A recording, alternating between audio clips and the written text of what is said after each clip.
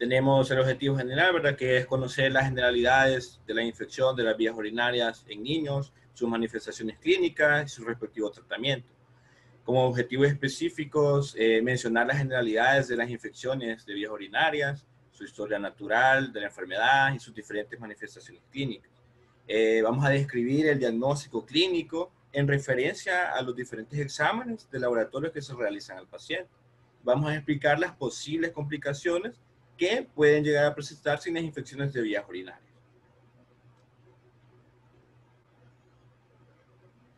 Bueno, como una breve introducción, tenemos que saber que IBU pues, significa infección de vías urinarias. También otras literaturas se le conoce como ITU, que es infección del tracto urinario.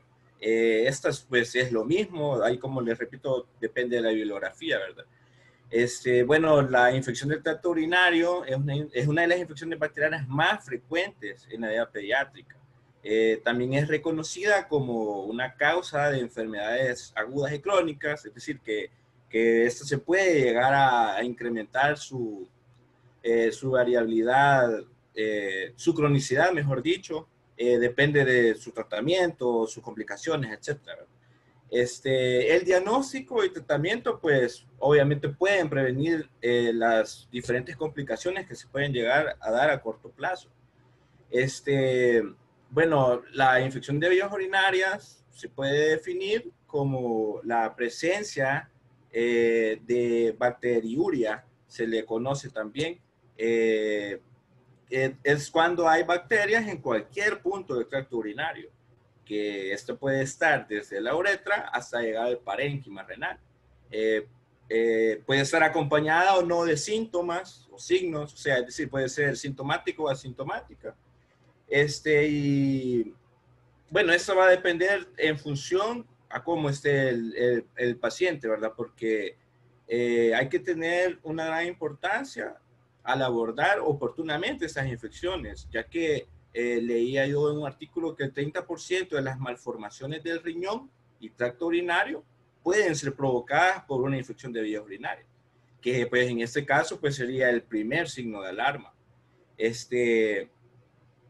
Las causas más frecuentes de infección de vías urinarias en niños, eh, bueno, es la causa más frecuente en niños con o sin fiebre en menores de 3 años.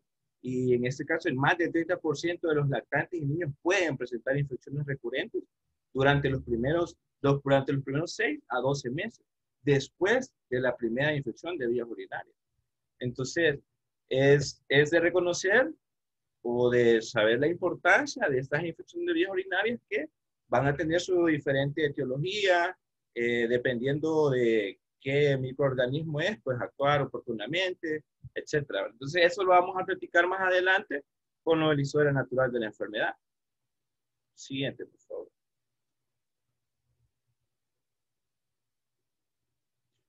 En este caso, este cuadro me pareció bastante interesante porque, o sea, describe la historia natural de la infección de las vías urinarias, pero ya va como un poquito más específico. Por ejemplo, conocemos que se divide en periodo prepatogénico y patogénico. En el periodo prepatogénico, pues tenemos su etiología o su agente causal, que en este caso sería la E. coli, ¿verdad? Que esto se da en un mayor, o sea, es el primero de que se da el porcentaje de casos. Se dice que está entre un 75 a un 90%. Aquí, bueno, más adelante vamos a decir eso, pero aquí lo toma como mayor al 80% de los casos. De ahí hay otros agentes etiológicos que son menos frecuentes, pero no dejan de ser importantes, como Klebsiella, Enterobacter, Pseudomonas, etcétera, ¿verdad? En pacientes susceptibles, eso lo traducimos al huésped, obviamente, ¿verdad? Que en este caso lo dice paciente susceptible a las personas que más les puede producir el daño, que en este caso pues serían las pacientes femeninas, pacientes diabéticos o cualquier otro paciente que tenga alguna otra patología congruente a cualquier complicación que pueda dar una infección de vías urinarias.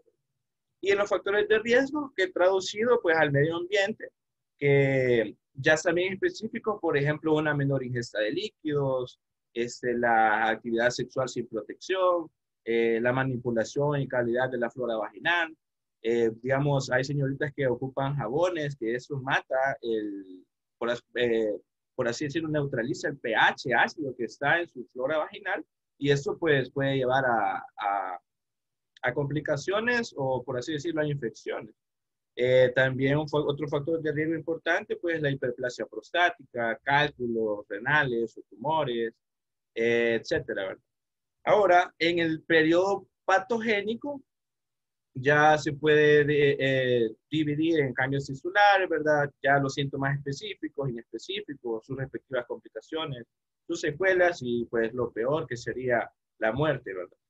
Cambios tisulares, pues puede comenzar desde una cistitis, puede seguirse a una prostatitis, una bacteriuria asintomática, hasta llegar a una pielonefritis. Entonces es por eso importante conocer un poco de la anatomía, desde dónde empieza, desde dónde puede empezar la infección hasta dónde puede llegar. En la introducción les mencionaba que puede empezar desde los uréteres hasta llegar al parénquima renal y así provocar una pielonefritis. En los signos y síntomas inespecíficos, pues tenemos la hematuria, dolor abdominal. ¿Qué pasó? Dolor abdominal, pues náuseas, vómitos. Ya. Pon el otro, por favor.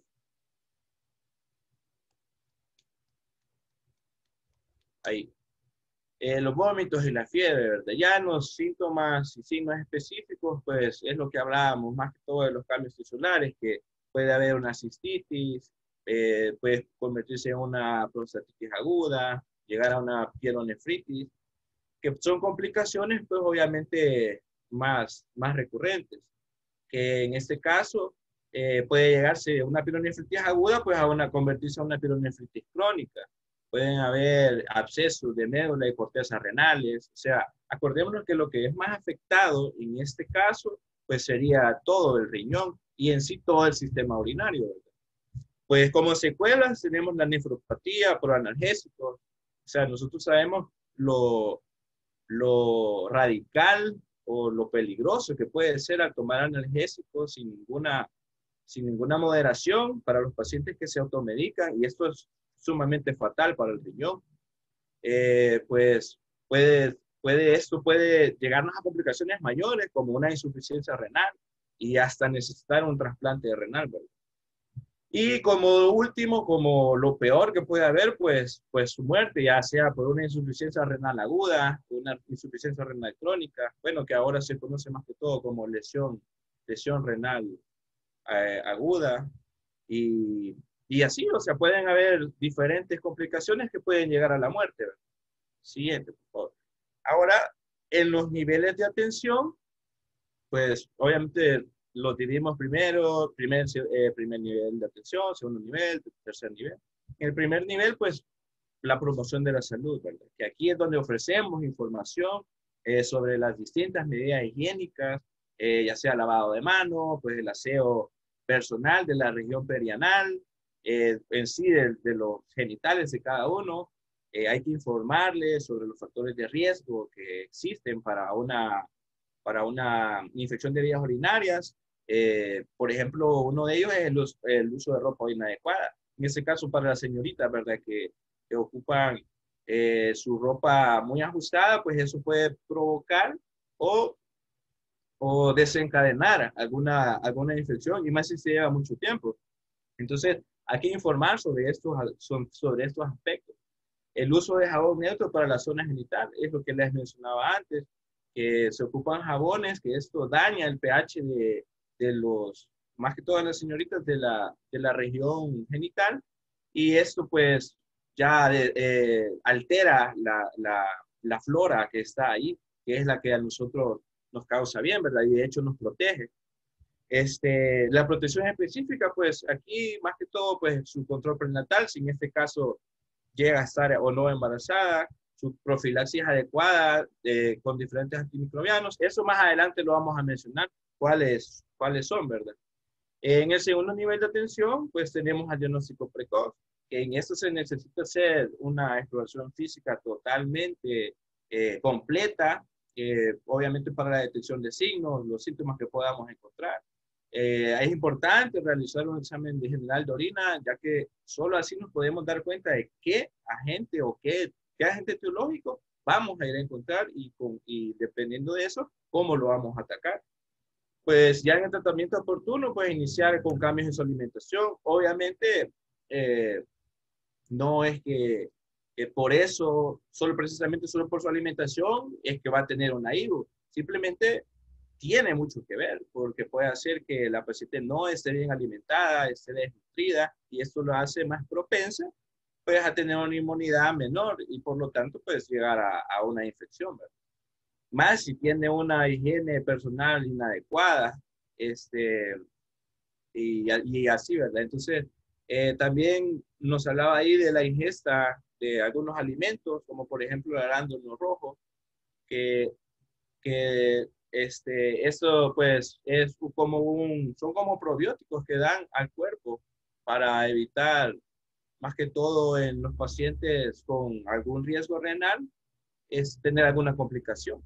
Y en el tercer nivel de atención, pues tenemos la rehabilitación, ¿verdad? Que en este caso, las infecciones del tracto urinario de la paciente deben o deberán recibir una atención inmediata para evitar alguna otra alteración o alguna afectación durante la gestación. Y no solo durante la gestación, sino que más que todo estar pendientes y estar sabedores de que puede llegar a tener otra reinfección de vías urinarias.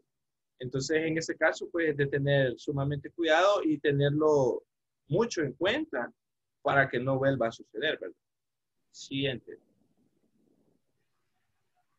Siguiendo con la etiología, la vía habitual de llegada de los microorganismos al aparato urinario es la ascendente a partir de los gérmenes del intestino que colonizan la uretra o la zona perineal, salvo en el periodo neonatal o circunstancias concretas en las que puede producirse por una vía hematógena.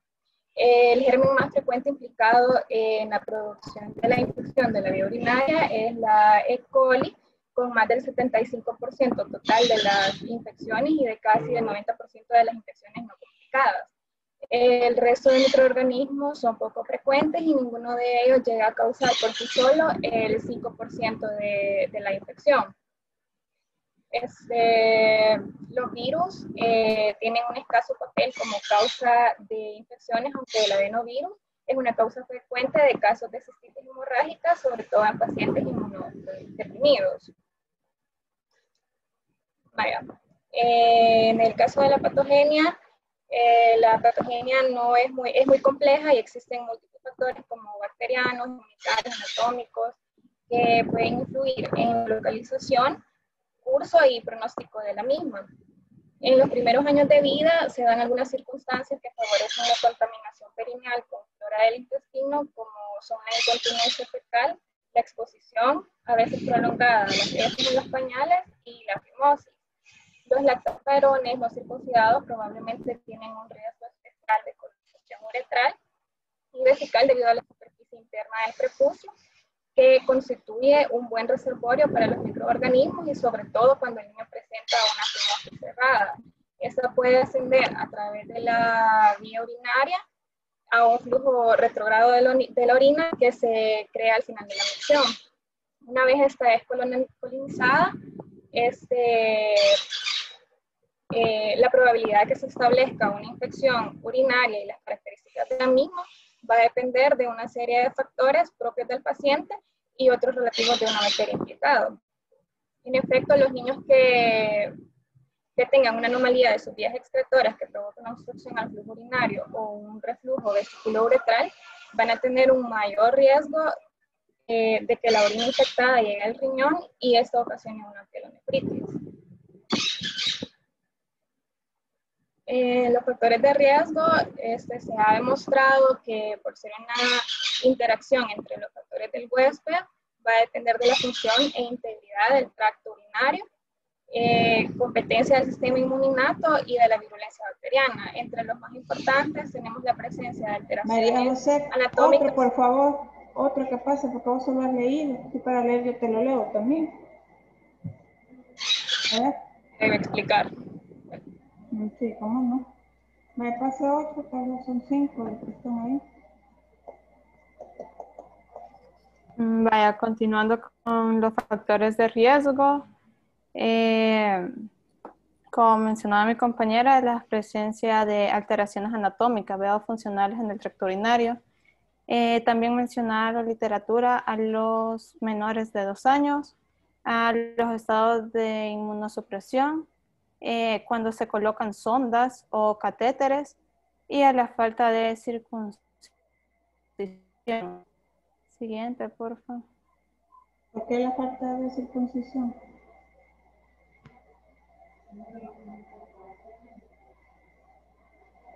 Por si no se tiene la higiene adecuada. Hay que mencionar en literatura que a los niños desde pequeños y a la madre educar de cómo llevar una higiene adecuada en el pene del bebé. Porque si no hay una higiene adecuada puede haber una infección. En el caso para mencionar un poco de epidemiología. La infección de las vías urinarias mencionaba que es una de las infecciones bacterianas más frecuentes que vamos a ver en pediatría. Y mencionaba que en el 8 y el 10% de las niñas y en un 2 a un 3% de los niños iban a tener una IBU sintomática antes de los 7 años de edad.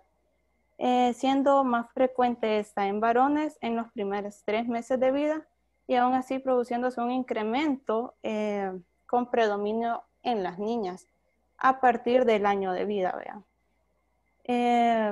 En cuanto a la prevalencia de la infección del tracto urinario, de acuerdo a la raza, mencionaba que diversos estudios mostraban una mayor prevalencia en asiáticos. Esta se seguía por niños y niñas en raza blanca e hispanos y por último los afroamericanos.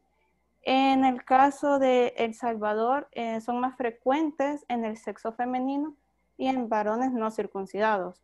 Pero sin embargo, esta proporción entre ambos sexos iba a variar de acuerdo a la edad, ¿verdad? Siguiente, por favor.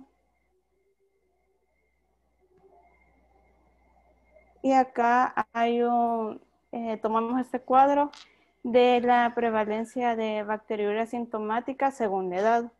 En los recién nacidos a término menciona que en niños es del 1%, en las niñas es del 0 al 14%, en los lactantes en niños es de 1 al 1.8%, en las niñas es del 2%, en los niños de 1 a 2 años es de 1.9% y en las niñas del 8%. Y de 0 a 5 años en niños es de 1.8% y de 6.6% en niñas. Y ya en escolares que van de una edad de 6 a 14 años, en niños es menos del 0.1% y en niñas del 5 al 7%. Siguiente. Por favor. Vaya. También mencionaba la clasificación de estas infecciones de las vías urinarias. Se pueden clasificar de acuerdo al sitio, de acuerdo a los episodios, de acuerdo a los síntomas y en sus complicaciones. De acuerdo al sitio, como la cistitis, que esta se refiere a una infección de vías urinarias del tracto urinario bajo. La pielonefritis se refiere a una infección en el tracto urinario alto. De acuerdo a los episodios, se clasifica como primera infección y de recurrencia. De acuerdo a los síntomas, se clasifica como bacteriuria asintomática y una infección de vías urinarias sintomática. Y de acuerdo a sus complicaciones, como una IBU complicada y una IBU no complicada. Siguiente. Vaya, y para ir entrando un poco sobre lo que es la clínica, tenemos a las manifestaciones clínicas. Menciona las guías, las manifestaciones clínicas las tomamos de la guía de pediatría del MinSal. Mencionaba que estas manifestaciones iban a depender del grupo de edad y de la localización de la infección. Por ejemplo, daba de que el dolor suprapúbico, también mencionaba la disuria, la polaquiuria, y si no me equivoco la enuresis, con una fiebre ya sea de leve a moderada. Espérame, una pregunta. Pone, lactantes menores de 3 meses. Pero Sí. me ponen preverbal y verbal. ¿Qué es eso? Antes de que hablen y después que hablen, ¿no? ¿O cómo es? Ya ¿A qué se encontramos refiere? de acuerdo a la edad, vea, más frecuentes y menos frecuentes, lactantes de menos de 3 meses. Porque eso En la mismo que edad te estoy preverbal, preguntando. en la ¿A qué edad, se refiere preverbal? en la edad Una preverbal yo edad la encontré preverbal. como que llegaba hasta 1 año y la verbal ya era hasta los 2 años. ¿A eso se refiere? Preverbal. Ujú. Y verbal, ¿Seguro? sí, así está, así lo encontré, doctora. Vale. Bueno, mencionaba que los signos, manifestaciones clínicas en orden de frecuencia en los lactantes menores a 3 meses, los más frecuentes iban a ser la fiebre, los vómitos, letargia y la irritabilidad. Los menos frecuentes, la pérdida del apetito, el fallo en el medro, el dolor abdominal, la ictericia, hematuria y la orina maloliente.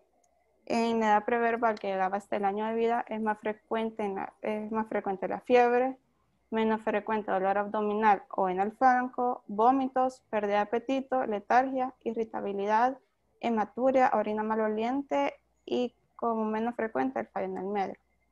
En los verbales, lo más frecuente va a ser la frecuencia, la disuria y como menos frecuente teníamos a la micción disfuncional, a los cambios en la continencia, al dolor abdominal o en el flanco, la fiebre, el malestar, vómitos, hematuria, como último orina maloliente y orina turbia. ¿Verdad? Siguiente, por favor. ¿Va que sí, María José, otra vez?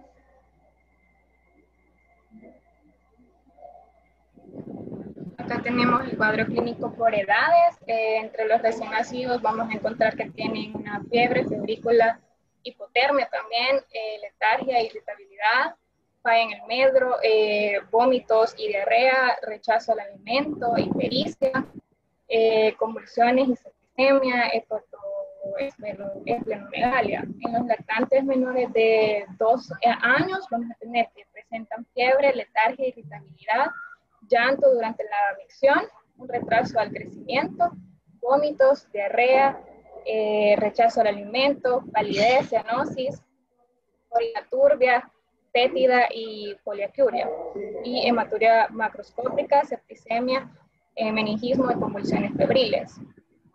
En los preescolares, fiebre con o sin escalofríos, disuria, poliacuria, hematuria, orina turbia o maloliente, vómitos, diarrea, letargia y anorexia, dolor abdominal en la fosa renal, convulsión febril, enuresis, retención urinaria.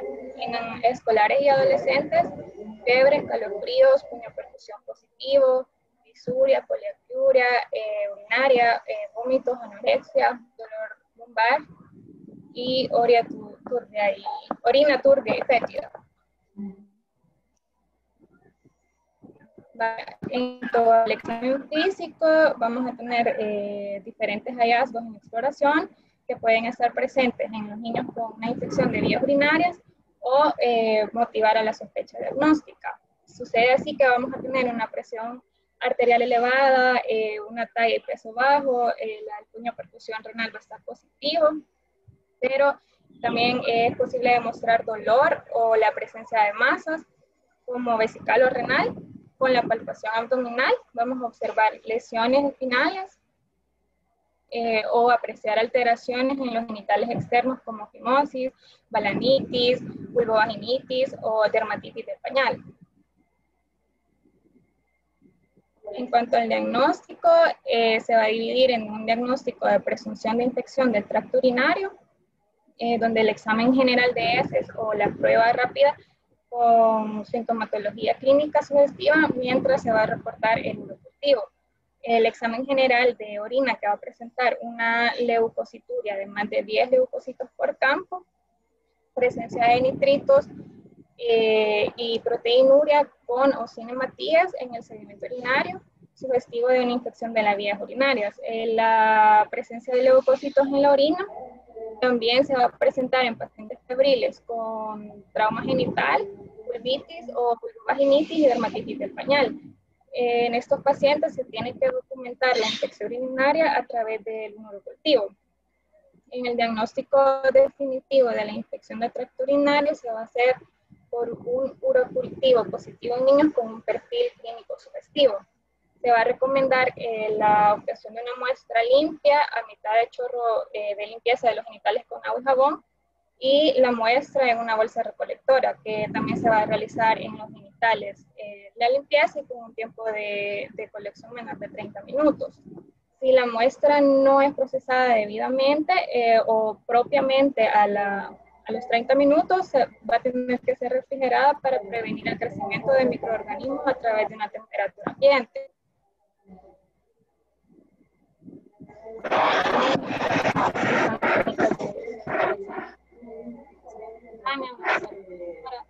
El metabolismo y la función.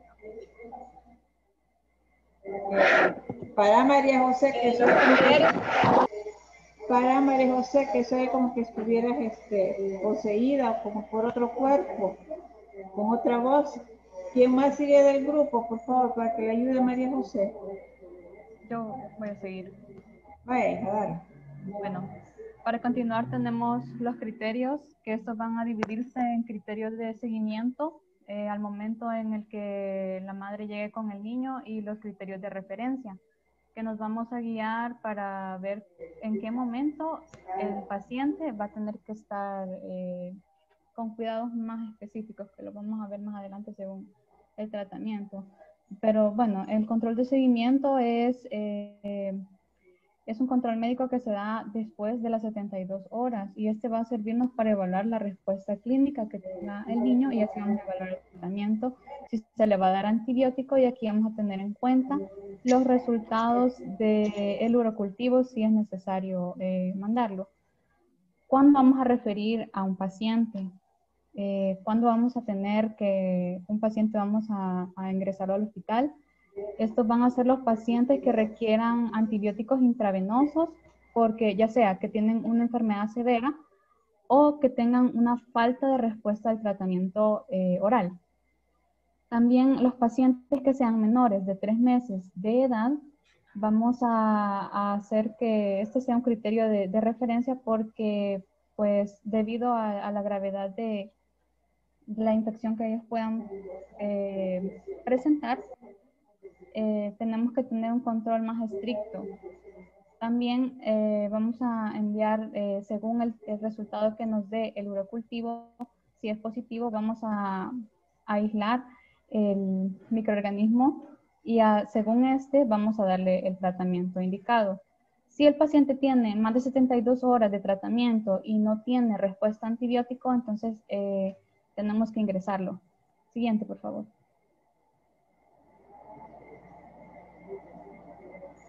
Bueno, aquí tenemos un flujograma de atención. Vamos a ver los signos y síntomas que presenta el paciente. ¿De dónde es ese flujograma? Este lo sacamos de las guías clínicas de pediatría del MinSal. Para que lo pongan siempre abajo del cuadrito. ¿De dónde es eso? Acuérdense, la fuente. Sí. Ahí está. Eso. Ahí abajo está, doctora. Ahorita ya lo Pero vi. casi no se mira, ajá. No, pero eso está bueno. Vaya. Vamos a guiarnos acá en el examen general de orina y en el análisis de la tira reactiva. Si esto nos da sugestivo para infección de vías urinarias, vamos a seguir con el diagnóstico presuntivo. Y si en dado caso estos exámenes saldrían negativos, entonces vamos a investigar otras causas que pueden ser las que provocan la sintomatología. En el caso de que la respuesta fuera así, de que encontramos un examen general de orina positivo para bacterias o concuerda con los signos y síntomas que presenta el paciente, vamos a hacer el diagnóstico presuntivo. Nos vamos a orientar según la sintomatología, el dolor suprapúbico, el dolor al orinar. Vamos a enviar lo que es el urocultivo y vamos a iniciar tratamiento, pero después de enviar el urocultivo, no antes, porque si no nos va a salir negativo el urocultivo si empezamos con el tratamiento antibiótico antes de mandar el examen. Entonces, después de tomar la muestra, vamos a empezar con el tratamiento empírico para los antimicrobianos. Luego de esto vamos a tener el control médico con el reporte del urocultivo a unas 48 horas. Después, si el urocultivo nos da positivo, vamos a referir a nuestro paciente al segundo nivel de atención. Si el urocultivo es negativo, podemos darle de alta. Siguiente, por favor. Vaya, vamos a entrar ya de lleno al tratamiento. El tratamiento se puede dividir en tratamiento ambulatorio y también hay tratamiento específico para identificar el tipo de infección que tenga el paciente. Vamos a darles líquidos abundantes y vamos a controlar la fiebre. En este caso, el medicamento indicado es el acetaminofén. La presentación es de 10 miligramos por kilogramo dosis cada 4 a 6 horas.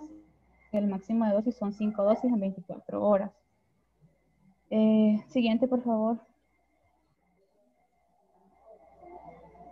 Vaya, como bien han mencionado antes mis compañeros, las infecciones de vías urinarias tienen diferentes causas y diferentes presentaciones. En este caso tenemos la patología que puede estarla provocando, que ya puede ser una bacteriuria sintomática, puede ser una cistitis aguda, también puede ser una IBU recurrente, maltratada o una pielonefritis aguda. En este caso, si tenemos una bacteriuria sintomática, se va a tratar en el primer nivel de atención, ecos especializados, y la duración del tratamiento es de 7 a 10 días. En este caso, el medicamento se va a elegir dependiendo de los resultados que nos presente el urocultivo. Si tenemos una cistitis aguda, también se puede tratar en el primer nivel de atención. Y el tratamiento igual es de 7 a 10 días. Acá vamos a usar dimetropin sulfamethoxazol, que podemos hacer la dosis de escoge, que es de 8 a 10 miligramos por kilogramo al día, cada 12 horas.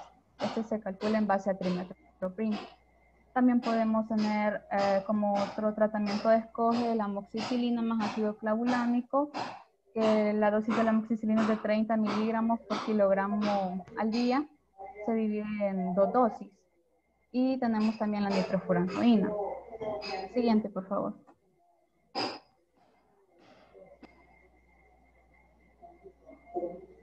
Vaya, en el caso de que la patología que tenga nuestro paciente sea una pielonefritis aguda, este sí tenemos que, bueno, se va a tratar en el segundo nivel de atención si no presenta complicaciones, pero si presenta complicaciones se tiene que referir al tercer nivel de atención por las complicaciones que puede presentar una pielonefritis aguda. La duración del tratamiento es de 10 a 14 días y el medicamento de elección es ampicilina, que son 100 miligramos por kilogramo al día, que también se divide en 2 dosis. Y también puede ser cefalosporinas de tercera generación, como por ejemplo cefotaxima o ceftriaxona. Y también tenemos, si el paciente llegara a presentar una IBU recurrente, tenemos el segundo nivel. Bueno, se va a tratar en el segundo nivel de atención. Acá vamos a hacer estudios por imágenes o si el paciente presenta... Ya está ahí, terminarme, porque eso, perdóname hija, no es que estés mal, simplemente esos maquillajes ya me tienen loca. Va, dale acá. Siguiente, por favor.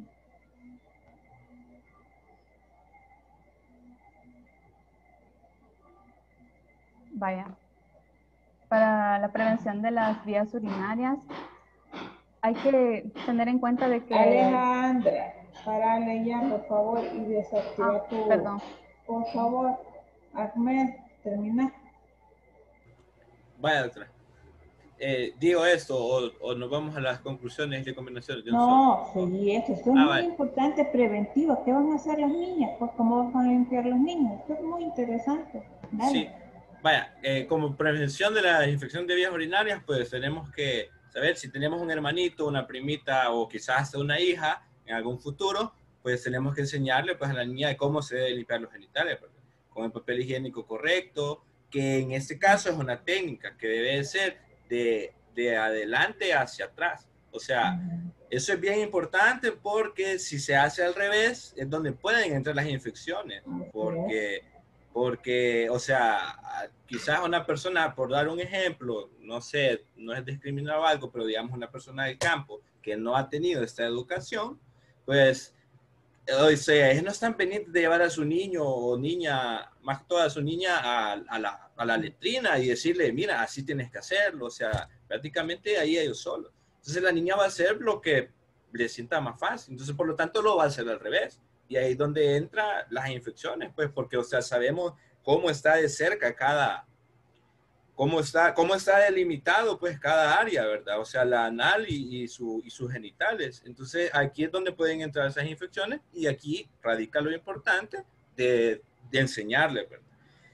Pues, lo que les mencionaba anterior, pues, evitar los jabones fuertes e irritantes, fomentar a la ropa interior de algodón en vez de nylon. O sea, sabemos que el algodón es un poquito mejor tolerado, por así decirlo, ya que estos, pues, supuestamente dicen que no favorecen tanto al crecimiento bacteriano, más que todo por la cosa del estiramiento y que es más cómodo y así, ¿verdad?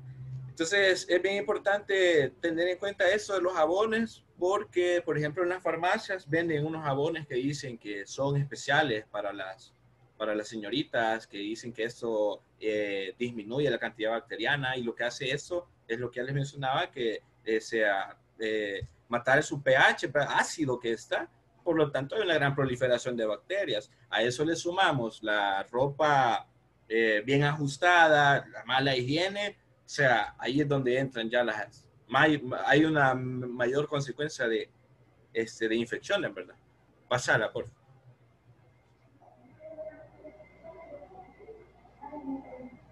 Bueno, también como otras prevenciones, enseñarle al niño o la niña a no aguantarse el ganas de orinar. Eso es bien importante porque las personas, digamos, andan en algún centro comercial o algún otro lugar, la iglesia, lo que sea, y la gente, por no llevar a su niño a un baño X, o sea, que no sea el de su casa, dice, no, te aguantás y te aguantás y te aguantás hasta que salgamos. Obviamente el niño no tiene ninguna otra cosa que hacer más que hacer caso, y ahí es donde entran una gran complicación, más que todo en las señoritas, en las niñas, del aguantarse, por distintas razones, la anatomía, que es mucho más pequeña, la mayor proliferación de bacterias que hay en ellas. O sea, es un montón de cosas que tener en cuenta que parecieran sencillas, pero en realidad son bastante importantes.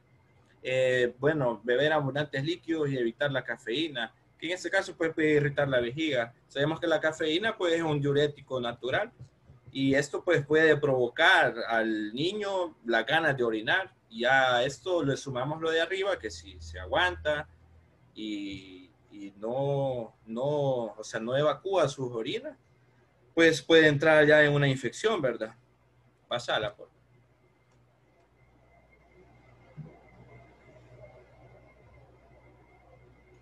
Y bueno, solo quizás agarrar un poquito más que todo lo de profilaxis, doctora. Yo, antes de pasarnos ya a las conclusiones, que yo leí que, por ejemplo, hay algunas personas que ya están bien sabedoras o han escuchado a muchas personas decir sobre la profilaxis o la prevención que puede haber.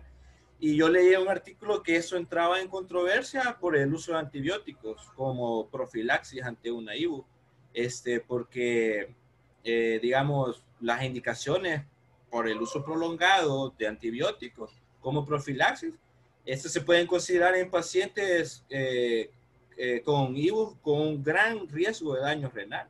O sea, hay como un estudio que supuestamente decía, bueno, no supuestamente, realmente, pues es un estudio hecho que decía que el uso de profilaxis de antibióticos antes de una infección de vías urinarias, pues puede llegar a provocar no solamente una infección, sino que puede llegar a hacer un daño renal.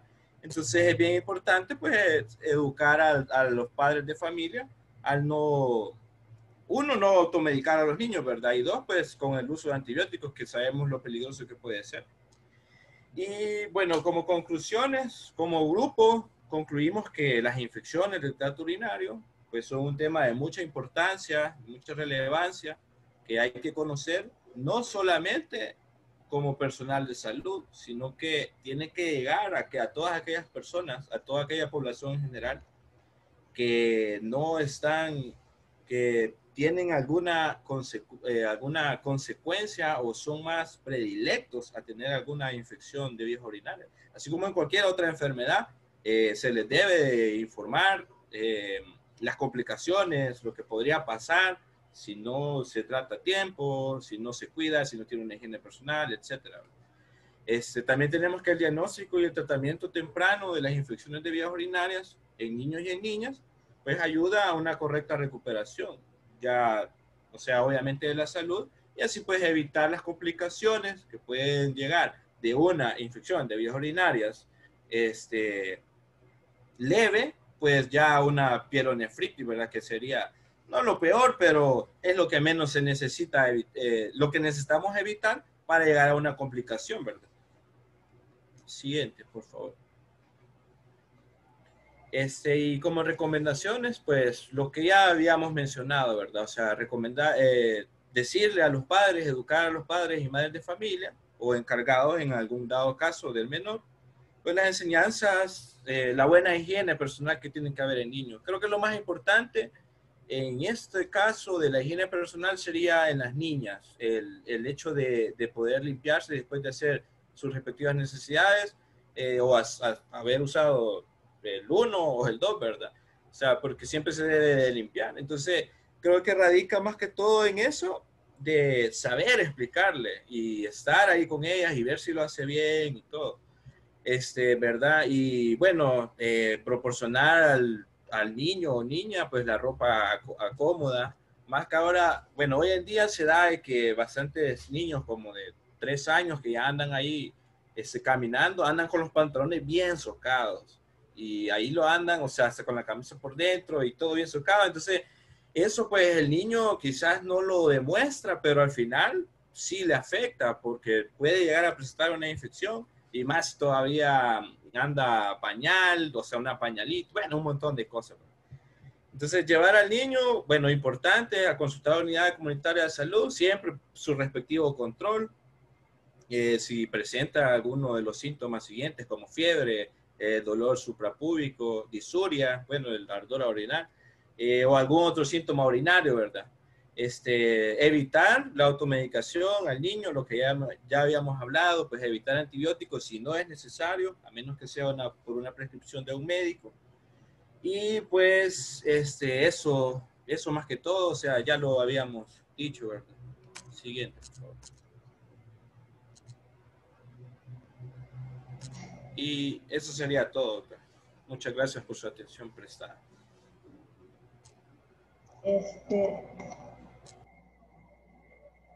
¿Qué dice el IEP de IBUS? La que no dice nada. Fíjese que buscamos y nada, doctora. Porque hay unas Nada. enfermedades que no las alcanza a verse. Ajá. En cuanto a la infección de vías urinarias, ¿cómo se lee un examen general de orina? ¿Qué les reportan? ¿Qué es lo que hay que ver? El pH, el nitrito, ¿qué nos quiere decir todo eso? Bueno, en el caso del pH, doctora, o sea, digamos, si está muy alcalino o muy ácido. En general, ¿cómo se lee un general de orina? No me lo pusieron, ¿verdad? Doctora, Ajá. mencionaba de que en el examen general de orina ¿Mencionaba quién? se nos podía presentar Mencionaba en la guía de pediatría del MinSal la presencia de leucocituria. Ponía de leucocitos de más de 10 leucocitos por campo, también la presencia de nitritos y de proteinuria. Y también, si no más recuerdo, podía haber con o sin presencia de hematíes. Y que esto iba a ser sugestivo de una infección de vías urinarias. Así es. Hay que ver si hay leucocitosis, ¿verdad? Si hay estearasas leucocitarias. ¿Cómo está el pH? Porque hay cambios en el pH. Todo eso me lo hubieran tenido que poner ustedes, puede ser muy interesante. Para que todos sepan cómo leer un general de orina, un urocultivo con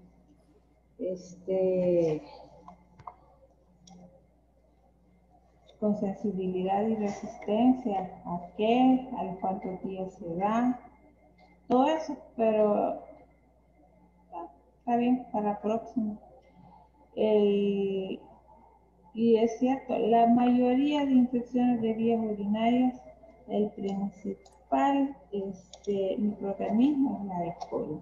¿Y en dónde se encuentra la E. coli?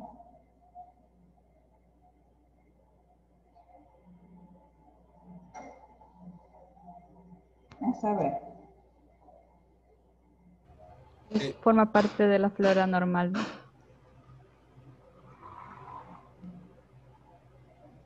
E. coli. Busquen eso. Sobre todo las mujeres nos contaminamos, pues, porque parece que la uretra es bien corta. ¿Verdad? O sea, esa E. coli, doctora, o sea,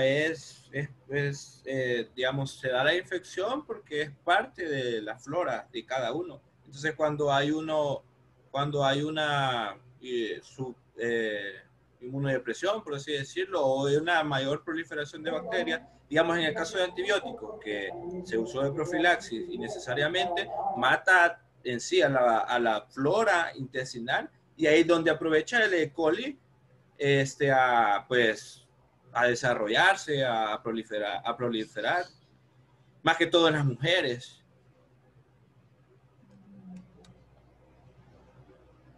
Bueno, dejen de compartir pantalla, por favor. Y sí, pasemos al otro, no podemos detenernos aquí ya porque faltan los grupos. Bueno. Pasa al otro grupo, por favor. ¿Está bien, muchachitos? Gracias, doctora.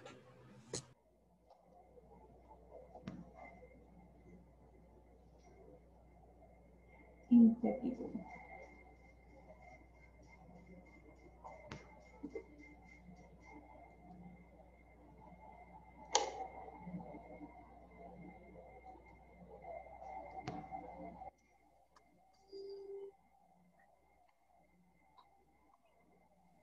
¿Ya se ve la pantalla, doctora? Ya. Bueno.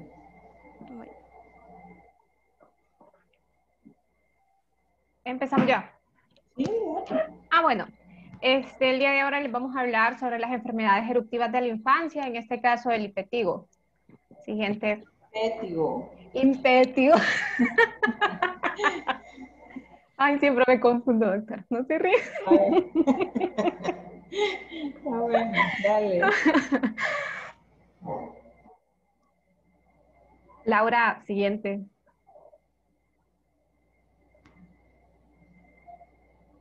Bueno, como introducción, tenemos que el impétigo es una infección que afecta a la piel, especialmente el rostro, que es causado por dos tipos de bacterias de estafilococos dorados, que estos se van a introducir en la piel de niños pequeños que van a provocar infecciones, ¿verdad? La población, nosotros estamos continuamente expuestos a ese tipo de bacterias, pero estas infecciones se van a presentar cuando hay un debilitamiento de la piel. Es importante conocer y reconocer, ¿verdad?, estas entidades infecciosas con el fin de poder advertir más que todo a los padres y derivar oportunamente a los niños. Para darles un tratamiento adecuado a tiempo y evitar la transmisión de la enfermedad. Joana, espérate un momentito, quiero hacer una pregunta. Ahmed, ahorita solo tengo la mitad de ustedes, ¿qué les pasó? Sí, doctora, ¿qué pasó? Pues, Perdone. Que solo, solo tengo 37. No sé, la luz. Creo que se ha ido la luz en Sí, algunas yo creo que partes. sí, porque Porque vi a de varios. repente vi que es salud todo. Me dije, ¿qué les pasó? Sí, a Sí, mí aquí. me sacó, Doctora, no sé. Ah, doctora, va. disculpe, no es la luz, es el internet que está fallando. Ah, Sí, doctora, a mí Porque a también mí se me me fue sacó la el luz. internet y me tuve que No, conectar desde el teléfono. pero aquí sí se fue la luz. Lo que pasa es que como hay plantas, y ahorita sacan planta, de hecho. Ujú. Doctora, aquí Así en el ahí hospital está. también se fue la luz y estamos desde un teléfono porque solo una compañera daba datos. Estamos las Vaya, 5 pues, desde un teléfono. vaya, pues terminamos rapidito, pues, para que no estén ahí con el telefonito. Va, dele. Bueno, siguiendo con la definición, hay que saber de que esa es una infección bacteriana superficial de la piel, es más común en infancia, usualmente se presenta de forma leve y es de buen pronóstico. Estas lesiones de la piel son originadas por alteración de la barrera cutánea y pueden ser causadas por cortes, picaduras de insectos. Eh, de esta enfermedad hay como dos tipos, el impetigo buloso o no ampolloso y, o el costroso. Y este se suele presentar más que todo en la piel sana. Siguiente.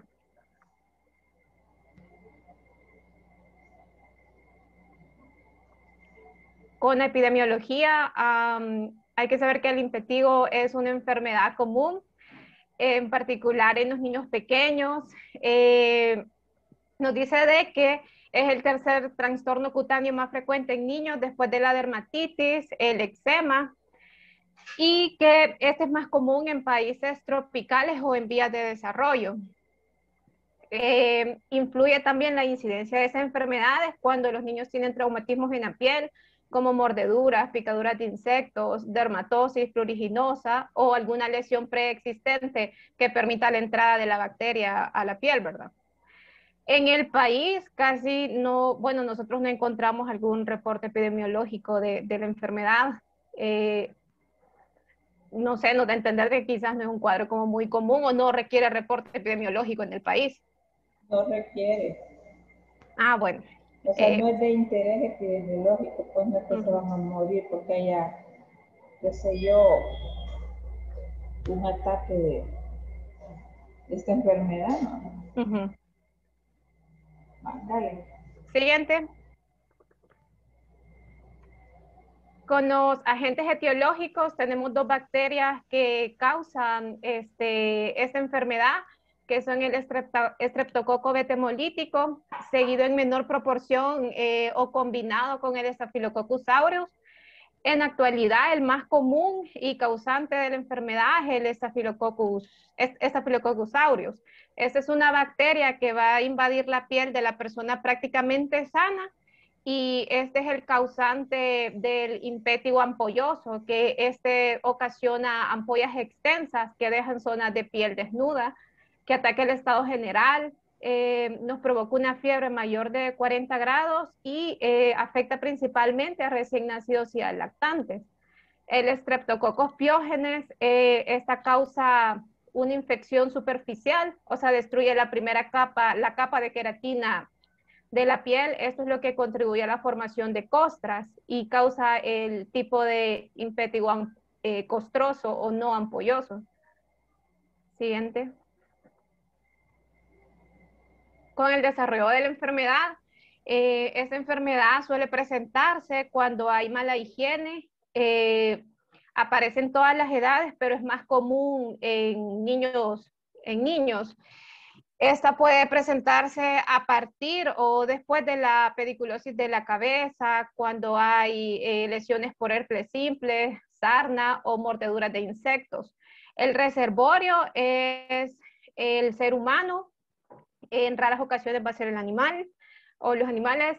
El modo de transmisión, el principal sitio de colonización es la parte anterior de la fosa nasal. Entre un 20 a un 30% de la población son portadoras nasales del estafilococo positivo a la coagulasa. La autoinfección es la causa más común y las personas, también otro modo de transmisión es cuando las personas tienen las lesiones supurativas o las secreciones purulentas las lesiones supurativas, ¿verdad? Que es otro mecanismo más común de transmisión. El periodo de incubación es variable y indefinido, pero en algunas literaturas menciona de que puede ser entre 2 a 5 días.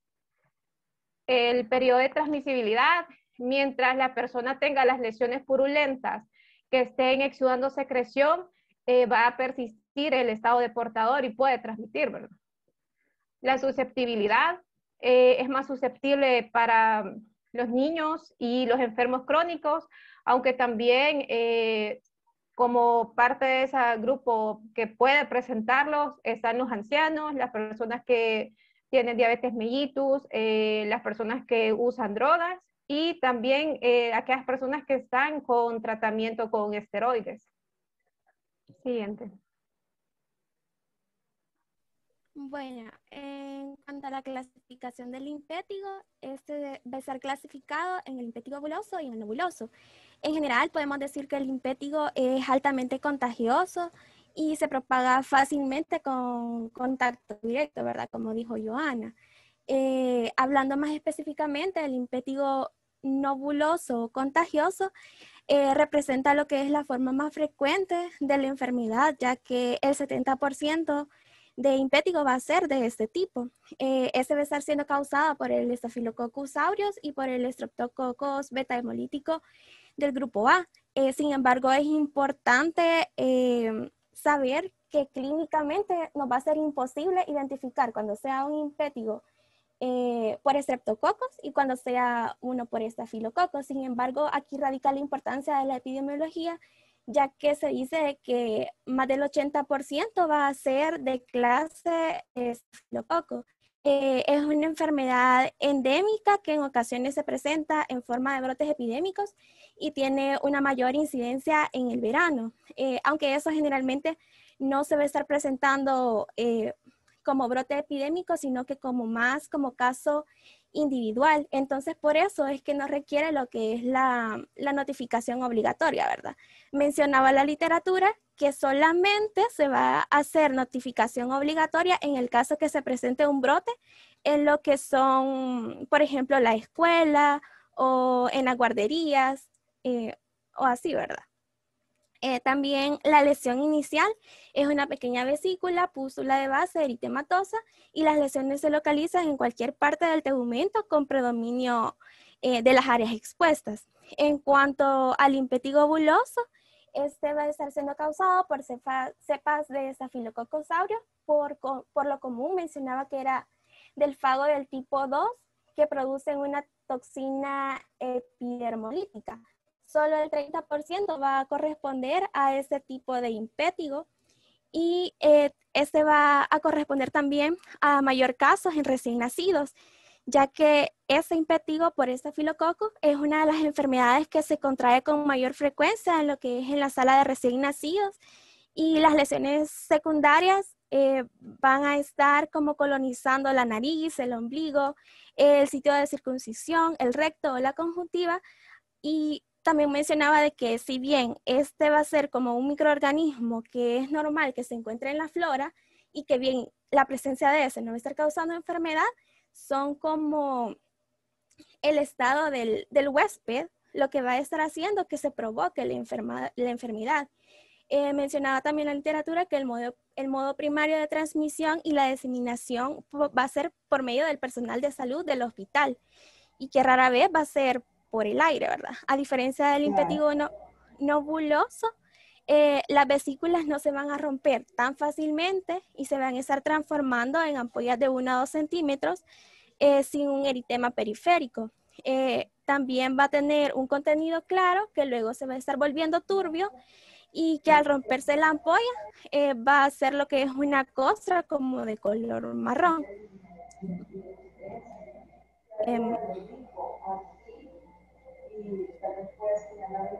En cuanto al cuadro clínico, el impétigo al inicio son vesículas que pronto se van a estar volviendo seropurulentas y van a estar rodeadas o no de una base eritematosa, ¿verdad? Como ya dije, va a depender de si el tipo es buloso o no buloso.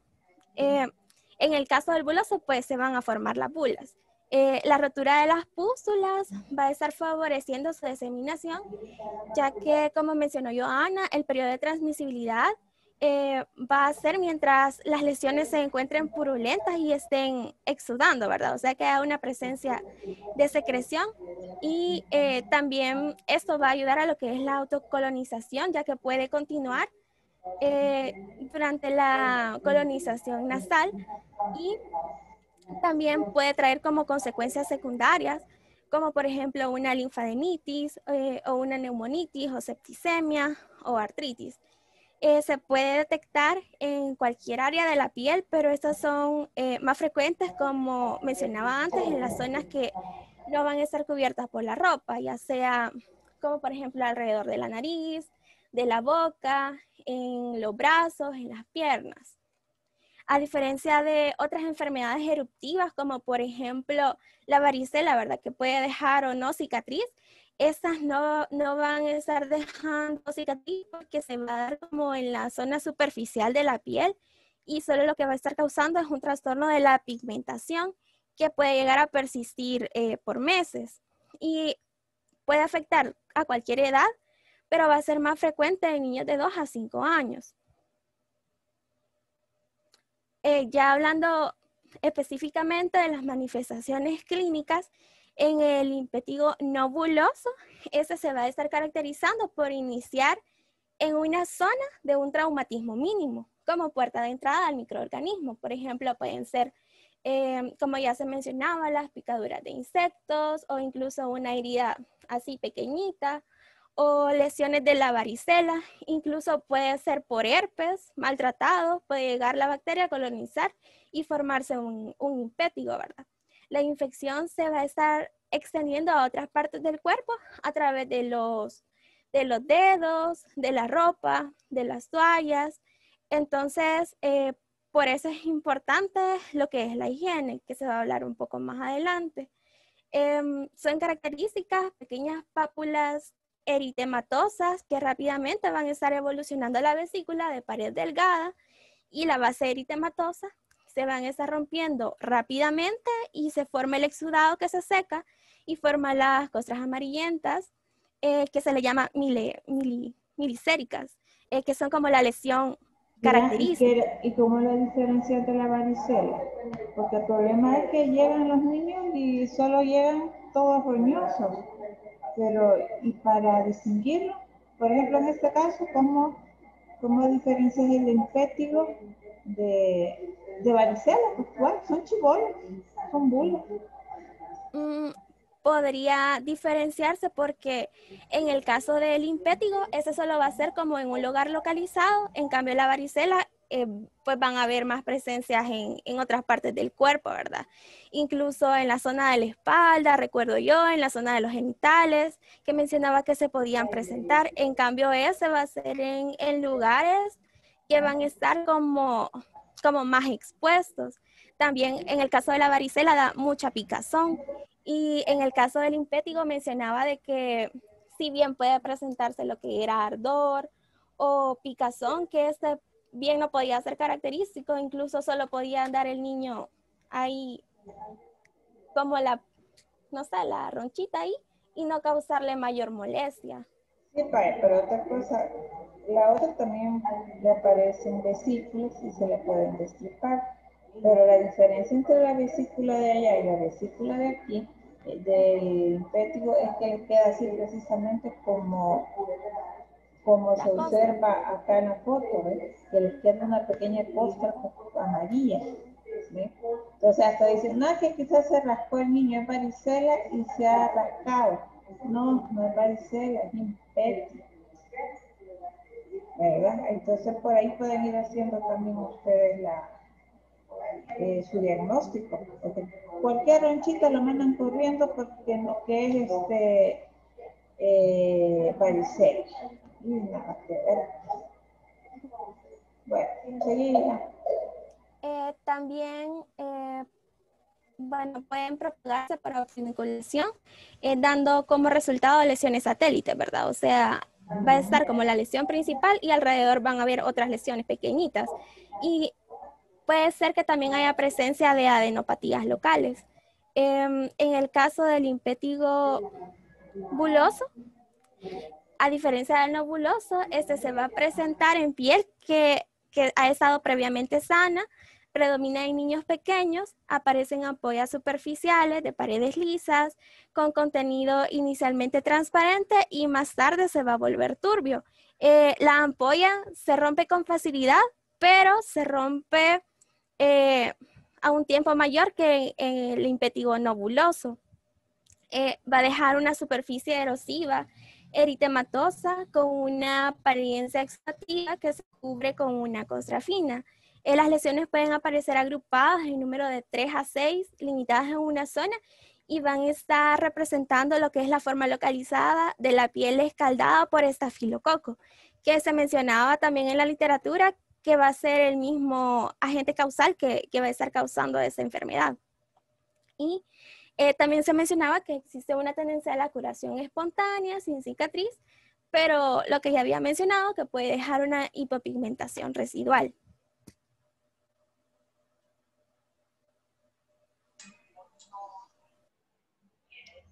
En cuanto a los criterios diagnósticos y los exámenes de laboratorio, el diagnóstico del impétigo es principalmente clínico y los exámenes de laboratorio no son indispensables. Lo que se puede hacer es un cultivo de líquido de una ampolla o una placa exudativa para identificar el microorganismo etiológico. Y estos exámenes van a estar limitados a cuadros que sean recidivantes o fallas terapéuticas o una sospecha de una inmunodeficiencia. Siguiente.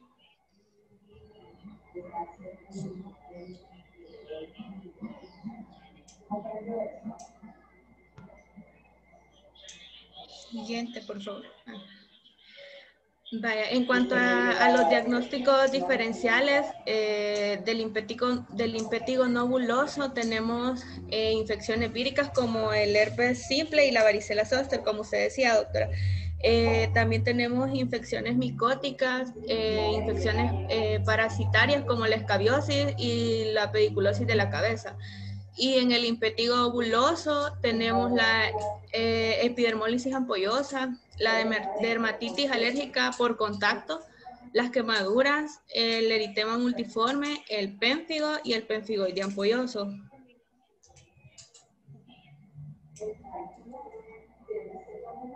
En cuanto al tratamiento, en casos leves y localizados se recomienda una ducha diaria con jabón de clorhexidina. Lavar bien las manos y las uñas para evitar el contagio y la autoinoculación, al igual que al niño tratar de mantener las uñas cortas y limpias. También se deben desinfectar las lesiones cada 8 horas con solución de povidona yodada o jabón yodado. También se recomienda aplicar un antibiótico tópico como una crema con ácido fusílico al 2% o la mupirocina al 2% cada 8 horas. Ese tratamiento se debe mantener como mínimo una semana y ambos antibióticos poseen la capacidad bactericida frente al estreptococo y el estafilococo. Y en formas más extensas se sugiere un tratamiento sistémico. En todos los casos se debe mantener durante 7 a 10 días o hasta 3 días después de la curación de las lesiones. Siguiente, por favor. Vaya, como ya les decía, en una afectación más extensa, debemos de aplicar tratamiento sistémico y lo recomendado es claritromicina de 15 miligramos por kilogramo 24 horas, dividido en 2 dosis al día por 5 a 7 días.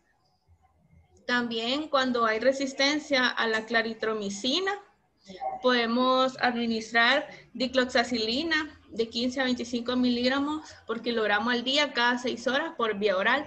O también podemos aplicar amoxicilina y ácido clavulánico, 60 miligramos por kilogramo al día cada 8 horas por vía oral. También está la clindamicina de 10 a 30 miligramos por kilogramo al día cada 6 horas por vía oral. Y otra alternativa es la eritromicina de 30 miligramos por kilogramo al día. Obviamente la elección del fármaco va a depender de la disponibilidad y digamos en tratamiento de infecciones de impétigo intranosocomiales se recomienda el aislamiento del pacientito y mejorar las medidas higiénicas como el lavado de manos con jabones antisépticos.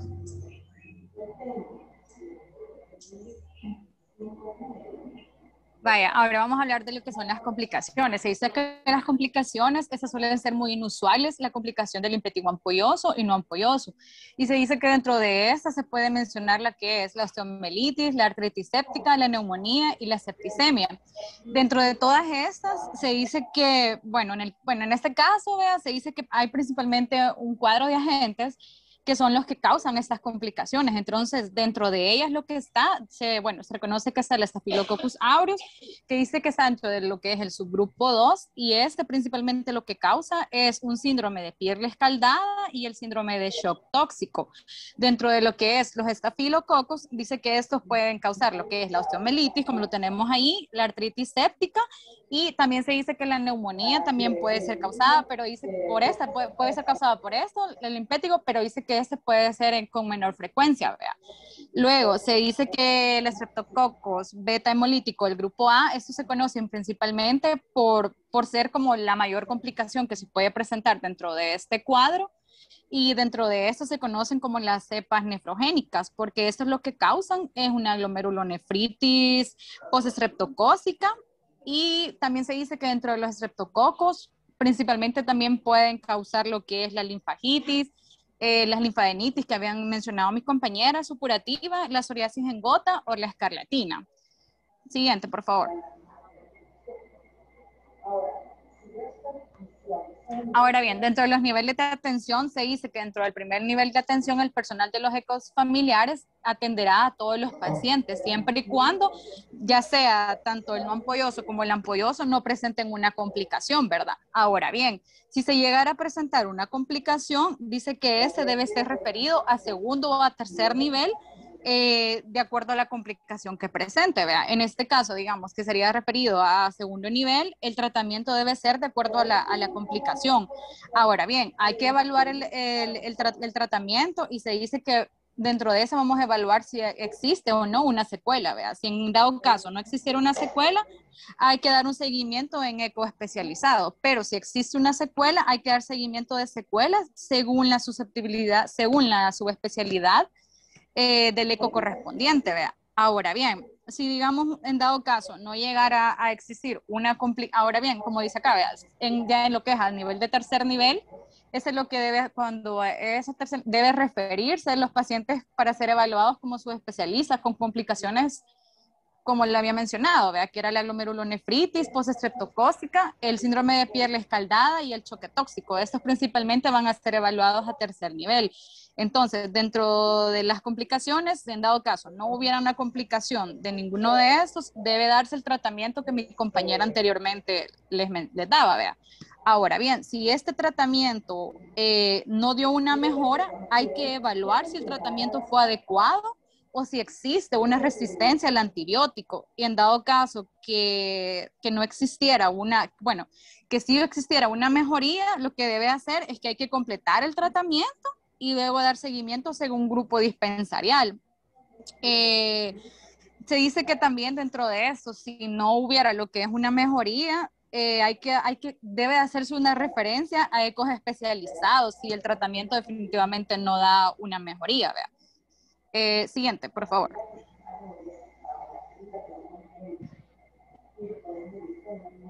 Y bueno, para continuar con los criterios de alta y seguimiento, se dice que si el paciente fue ingresado, este será dado de alta al complementar lo que es su tratamiento y resolver las complicaciones. pero se debe indicar seguimiento, o si no, se debe lo que es indicar el seguimiento en lo que es la especialidad respectiva, si se hubieran secuelas generadas por las complicaciones. También se dice que el seguimiento y el control debe ser complementario entre los ecofamiliar y el ecoespecializado según la dispensarización y el estado que el paciente presente en ese momento, ¿verdad?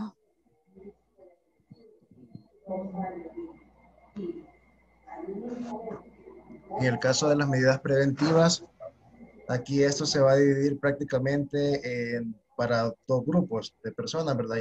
Pero apúrense, criaturas, que nos falta otro grupo. Resúmame eso, si es bien impético, ¿qué van a hacer? Mande. Decir lo que ibas a decir, hijo.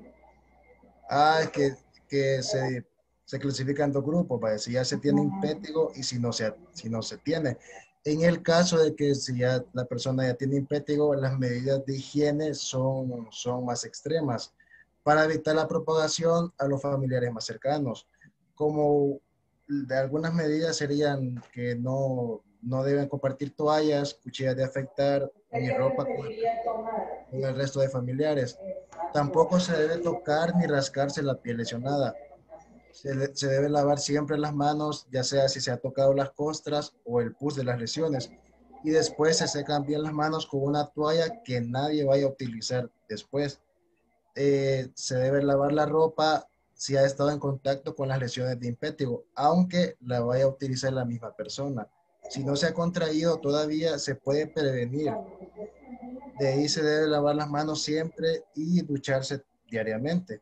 Se le debe cortar las uñas a los bebés y mantenerlas limpias. Esto es muy importante porque como los niños siempre andan jugando ya con tierra o con cualquier cosa, entonces esto se le hace que se le meta suciedad aquí en las uñas y ellos se lo llevan a la boca. Entonces, por eso es que es muy importante que se les esté limpiando las uñas.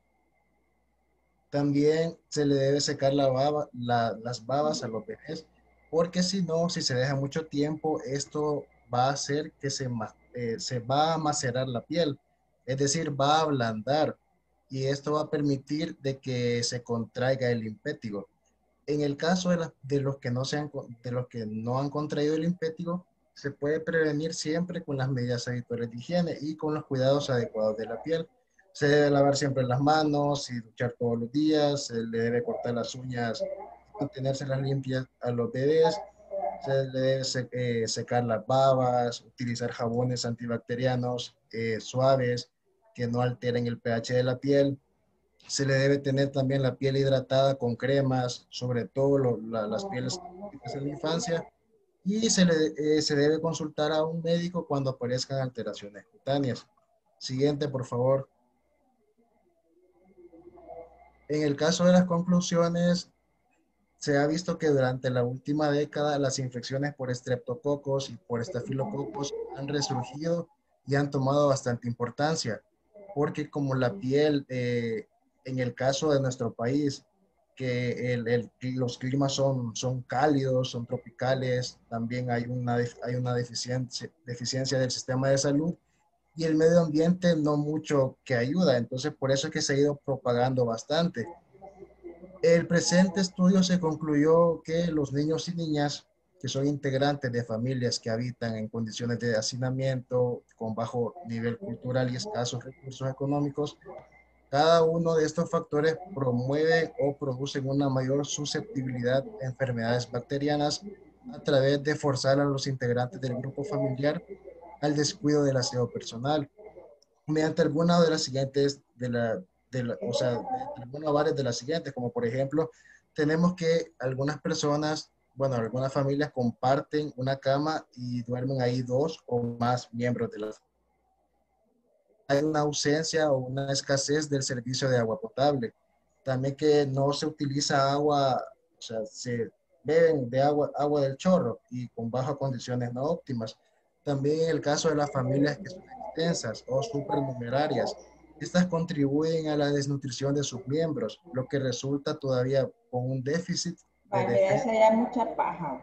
Perdóname, pero ya demasiada paja. Solo va esto que pedimos. Esto, punto, man. Para decir lo mismo. Bueno, siguiente. Está bien, siguiente. Vaya, y por último, en las recomendaciones, pues se le debe decir a los padres, ¿verdad? Los encargados, a los que cuidan siempre a los niños, que deben identificar las lesiones dérmicas tempranamente a fin de buscar atención médica rápida y oportuna. También, así, en resumen, se le debe dar todo lo que yo dije anteriormente de la prevención. Se le debe principalmente cortar las uñas y lavarse las manos. Eso es muy importante. También a los promotores de salud, en este caso, para que ellos vayan y den charla a los papás, porque como las familias, principalmente todas las que viven en el área rural, no tienen muchos recursos, entonces esto como que no le, sino que no es que no les importe, sino que por el mismo hecho de no tener tantos recursos no pueden darle una mejor salud a los niños, y por eso es que necesitan que vayan los promotores de salud a que los aconsejen y los ayuden. Eso es todo, doctora, gracias. Bueno, pasa el otro grupo entonces, que quedamos como en el tiempo. Ok.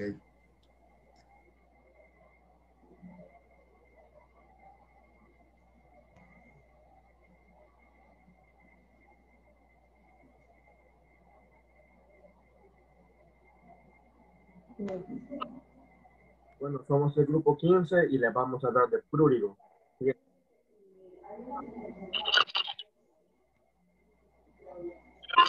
Siguiente, por favor. Siendo un poquito más congruentes y claros con los objetivos, les vamos a hablar de su patología, de su etiología, epidemiología, métodos diagnósticos,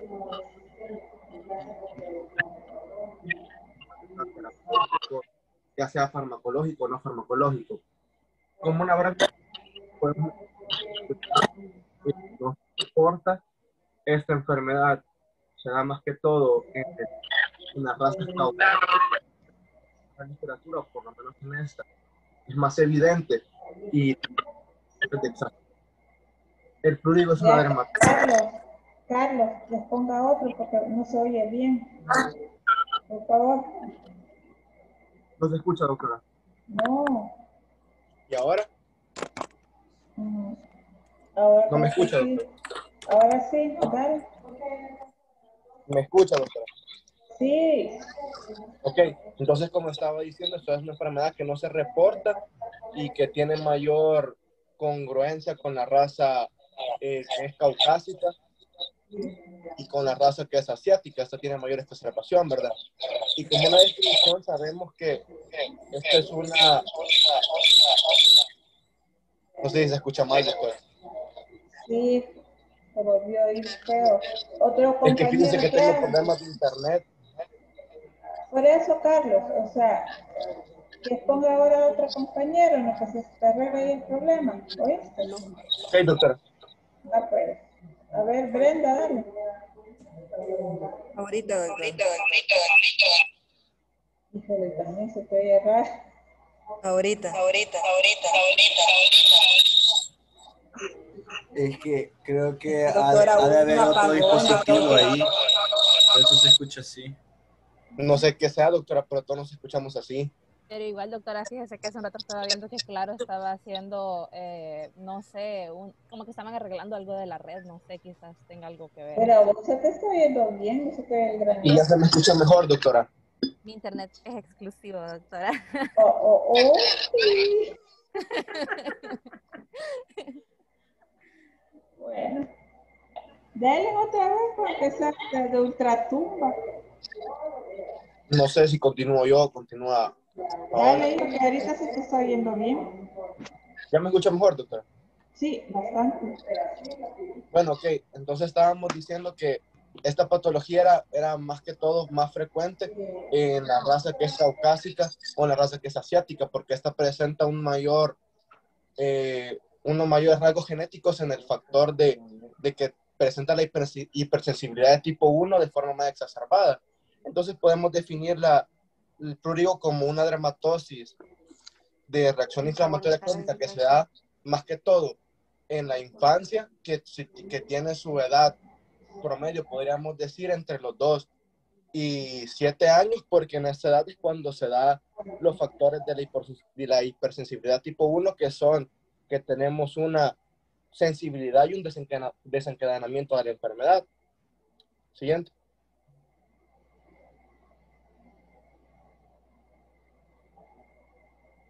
Siguiente, por favor. Brenda. Sí, te escucho.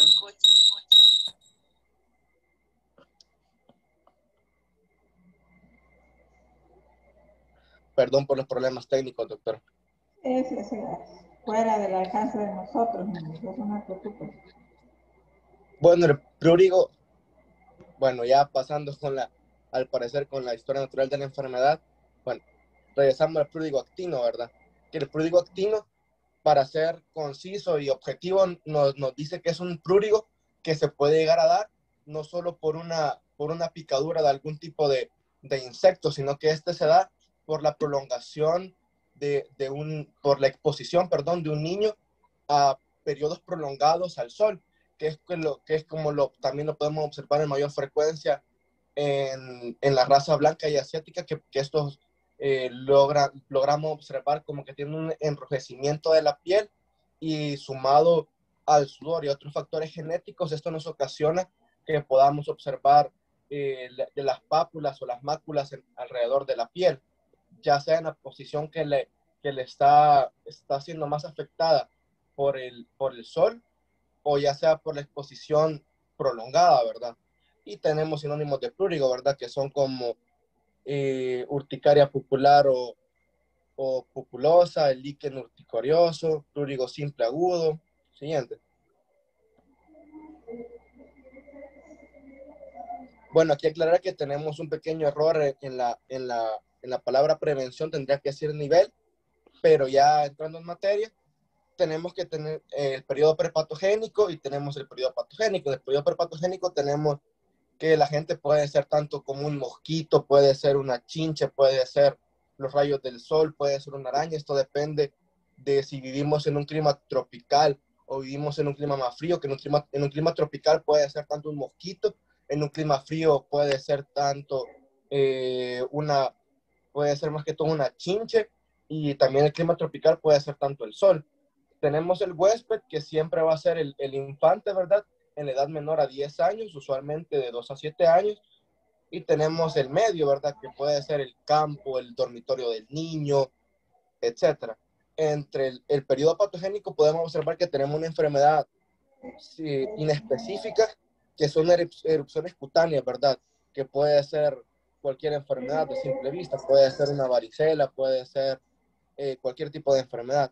Ya cuando es más específica, tenemos que es una pápula pruriginosa, que la literatura nos menciona que este es bien característica, o puede ser más específica, porque el niño se la rasca y queda como una especie de costra, ¿verdad? Y cuando podemos observar esa especie de costra y alrededor podemos observar que está como eritematoso, tenemos que sospechar de este tipo de patología. Y las complicaciones más que todo se da si el niño tiene complicaciones genéticas, que nos puede causar una anafilaxia, o también nos puede causar por el tipo de vector que tenemos, que puede ser que el niño le dé plúrigo, pero al mismo tiempo le puede dar un dengue, por ejemplo, que eso ya vendría siendo otra patología, ¿verdad? En la cronicidad tenemos que puede ser eventos a repetición, que esto puede causar unos factores que se alteran en la factor de hipersensibilidad. En la rehabilitación podemos observar que si le aplicamos protectores solares o tenemos la adecuada prevención primaria y secundaria, esto nos requiere mayor interés, ¿verdad? Y en la muerte, aquí no tenemos mayor cosa que decir, más que esta patología no es mortal, y si puede ser mortal, un factor concominante, como puede ser que le pique un zancudo y este zancudo tenga dengue tipo hemorrágico, ¿verdad? Y entrando en los niveles, en el nivel primario, podemos observar la promoción de la salud, que aquí directamente tenemos que informarle al padre o al cuidador del niño que tiene que usar protector solar el niño, que tiene que usar repelente antimosquitos, que tiene que usar un mosquitero para dormir, que tiene que usar diferentes tipos de desinfectantes. No hay protección específica porque esta patología no la posee. Y en el nivel secundario podemos tener el diagnóstico precoz, la detección de las picaduras, ¿verdad? Podemos tener también los factores del eritema, como ya lo mencioné, con las respectivas costras que el niño puede presentar por estarse rascando por el nivel de picazón que le causa el mosquito. En el tratamiento oportuno podemos tener que le podemos aplicar al infante, le podemos aplicar los apostos, le podemos aplicar polvo, le podemos aplicar cremas, que mis compañeros estarán abundando más al respecto ya en el tratamiento específico, ¿verdad? Y en la prevención terciaria podemos limitar el daño, ¿verdad? En el caso que el niño ya tenga, por ejemplo, lesiones en la piel, le podríamos estar aplicando uso de hidratantes para la piel, le podemos también estar aplicando corticosteroides de diferente manera, ¿verdad? Porque también depende de la edad que nos llegue el niño, también depende con la cantidad de costras o cantidad de daño específico que ya nos llega a la piel, porque también puede presentar en el peor de los casos un síndrome de Brock, que vendría siendo una necrosis epidérmica, ¿verdad? Que en ese caso ya vendría siendo con mayor necesidad un uso de corticosteroides, un mayor uso incluso hasta podríamos usar antibióticos en este caso. En la rehabilitación, pues aquí, en la rehabilitación de este caso del paciente con prurigo, no hay mayor cosa que hacer porque usualmente no llegamos hasta este punto. Lo único que podríamos recomendarle a los padres de familia, en este caso, porque es lo único con los que podemos tener un diálogo, es que saquen al niño con menor frecuencia al sol, que tengan siempre a la mano su protector solar, e igualmente que tengan siempre a la mano algún tipo de insecticida, ¿verdad? Para el caso de que sea en climas tropicales. Siguiente, por favor. Bueno, continuando, doctora.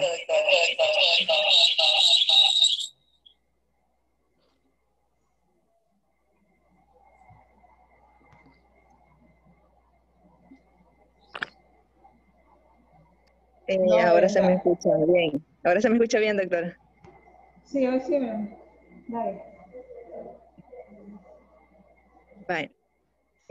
Continuando con la epidemiología, dice que es común en los pacientes de los niños menores de 2 a 10 años. Con más frecuentes son de 2 a 7 años. No predomina el sexo. Acá también hay que tomar en cuenta los factores de riesgo. Los factores de riesgo que son la pobreza, viene bastante involucrada en esa.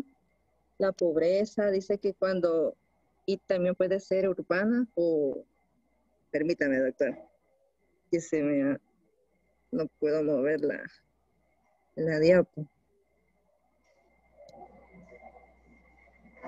Ahorita.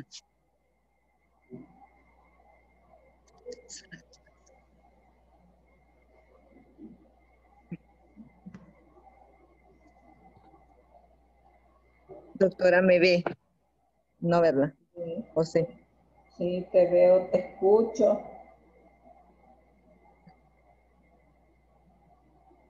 Ahorita. Bueno, dice que es consultas dermatológicas y los factores geográficos, como le estaba diciendo, implica bastante la pobreza y abarca también en las zonas rurales y urbanas. En El Salvador se carecen de datos epidemiológicos, ya que la enfermedad no es de vigilancia obligatoria. En la fisiopatología podemos mencionar que, bueno, acá van a intervenir la inmunidad, la inmunidad de los TH2 y más involucradas son las 4 y la 13, que acá, si es rápida, va a aparecer la producción de IgG, pero si es tardía y el labón tarda en aparecer, es la hipersensibilidad tipo 1, que acá más que todo vienen involucrados los linfocitos TH1, si no me equivoco. En la imagen podemos ver la diferencia que hay entre las diferentes picaduras, ya sea del mosquito, la hormiga y la mosca.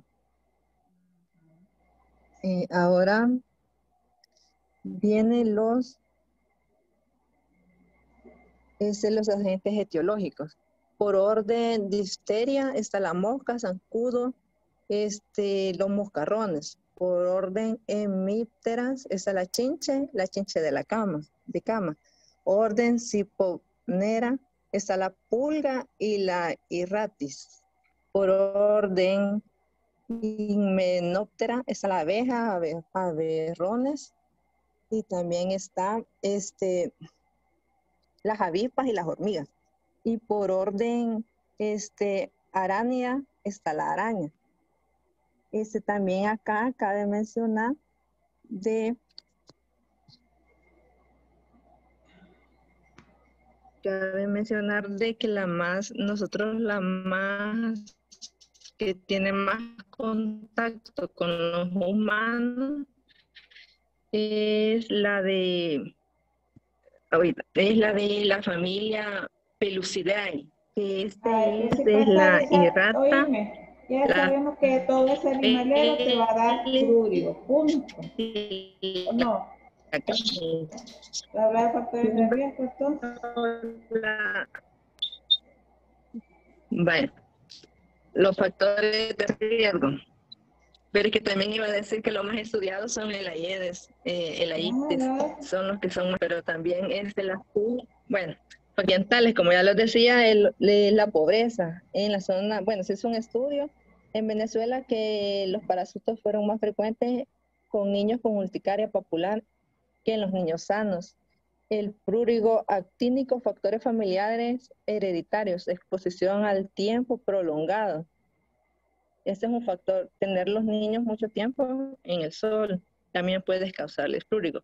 En las manifestaciones clínicas las podemos observar como pápulas intensamente pruriginosas. Persisten en mayores de 48 horas. Los tipos de lesión están determinados por el tipo de antígenos etiológicos, como ya lo vimos, que son varios que pueden causar. Las características principales son los brotes frecuentes y autolimitados en el tiempo. También en las manifestaciones podemos ver las clásicas observaciones de grupos de 2 a 3. También podemos decir que el prurigo la mejoría, tiende a dejar máculas y cicatrices hiperpigmentadas, ya que los niños se rascan las manos, entonces ahí como que hacen más una laceración. Pueden presentarse en formas agudas y severas. Hasta hay pacientes que pueden presentar un síndrome, que es el que externo, es decir, que presenta relaciones localizadas externas, incluyendo picadura de un mosquito y fiebre. En casos especiales como la picadura en pacientes con inmunodeficiencia, son más propensos si les picamos de inmunodeficiencia, hace como más extremos. En estos casos se le denomina erupción papular pruriginosa. Bueno, va mi compañera. Vaya, en los tipos de lesiones determinados por el tipo de agente etiológico, como lo mencionaba mi compañera, o sea, porque las manifestaciones clínicas, más que todo, van a depender del agente etiológico, ¿verdad? Es importante identificar el tipo de lesión que tiene el niño para orientarse más o menos en cuál podría ser. Se ve que en las picaduras de araña tienden a tener una base eritematosa y sobre el eritema tienen como la papulita, ¿verdad? Pero la característica principal de estas es que su centro es como un centro negro, necrótico. Es bastante característico de las arañas. En el caso de los mosquitos se tiende a ver un aboncito y una base eritematosa, que igual por el rascado se puede hacer como un poquito más grande, ¿verdad? Pero inicialmente la lesión se ve nada más el abón con el eritema. Es importante también determinar las lesiones causadas por las garrapatas, que tienden a verse como de un aspecto de blanco o diana, menciona cierta literatura, que si se fijan, bueno, no lo puedo marcar, pero ahí dice garrapata y está como un halo eritematoso, después sigue como otro halo que se ve, o sea, de color o aspecto de la piel normal, y después en medio se ve cabal el abón como más rojito, que es cabal propiamente de la mordedura de la garrapata. En el caso de las chinches, se ve como más localizado, es como más delimitado el abón. En el caso, bueno, también dependiendo de dónde pique, ¿verdad? Porque si es cerca de los ojos, se tienden a ser matizado el ojo. En el caso de las abejas, se ve un gran abón y se ve que crece de manera rápida, y en algunos casos tiende a darse eritema, pero es como más suave, es más sutil el tono, sin embargo se da. Y abajo, más que todo, es casi lo mismo. La variante aquí mencionada nada más es en la picadura de hormiga, que el abón es como más igual localizado, es chiquito, y tiende a tener eritema. Igual, como son bien pruriginosas este tipo de picaduras, tienden como a crecer, pero es bastante delimitada el crecimiento del abón.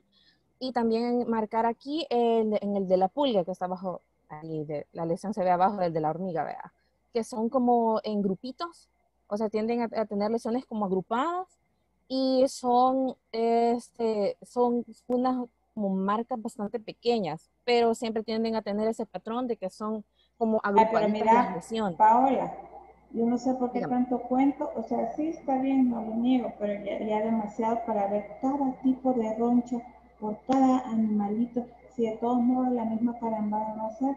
Cuando te llegue el paciente con prurigo, vamos a averiguar los antecedentes. ¿Ha sido picado por insectos? La mayoría le va a decir que sí. Vamos a ver el roncherío y ese es el tratamiento, es el mismo. O sea, no es tan necesario ver que si es por garrapata, que si es por chinche, que si es por qué, ¿me explico? O sea, para Sí, más general que está bien, todo, pues, pero ya no me detalles más. Pero no ajá, me no, más que acaban, todo es para uy, que determinar por se alguna pie, por complicación. Dios. Sí, está bien. Mira, Sí, estos piecitos está horrible. Bueno, dale ahí. está bien feíto.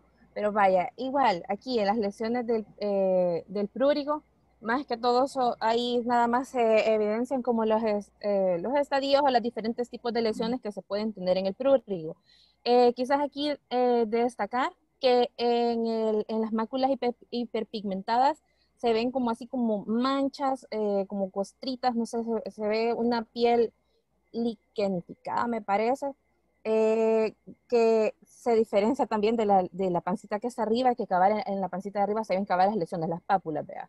Y en las lesiones del prurigo actínico, mencionar que siempre tienden a darse como las manchitas en la cara y en el labio inferior. Es importante destacar eso. Siguiente. Las localizaciones de las pápulas en el prurigo simple, en el prurigo, principalmente se dan antebrazos, brazos, el abdomen, en la espalda, pero específicamente en la región lumbar tienden a darse más. También, o sea, la parte inferior del tronco, como se menciona. En glúteos se puede dar mayormente, y en los muslos y las piernas. Estas pápulas tienden a respetar lesiones de las axilas y los anogenitales. La siguiente.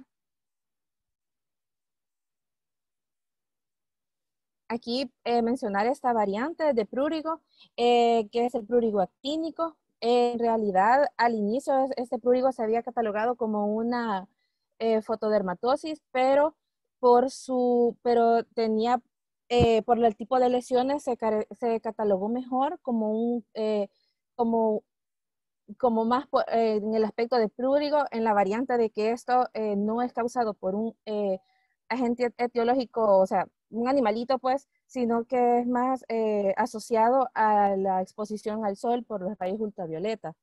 Los primeros episodios tienden a darse en la infancia, en menores de 10 años, y se asocia con una exposición al sol intensa, y tiende a darse hasta 2 días después de la exposición al sol. Aquí se caracteriza por lesiones parecidas al prurigo simple y por las placas eczematosas intensamente pruriginosas. Sus lesiones primarias son pápulas y nódulos eritematosos, y las lesiones secundarias son estriaciones y costras. Su localización es principalmente en la cara, en zona de exposición, ¿verdad? El labio inferior tiende a verse bastante. En la parte distal de los miembros, que son las zonas de exposición donde ha dado el sol, también puede darse en las nalgas. Son muy pruriginosas, o sea que pican mucho, son eritematosas y se ven como con bastante costra.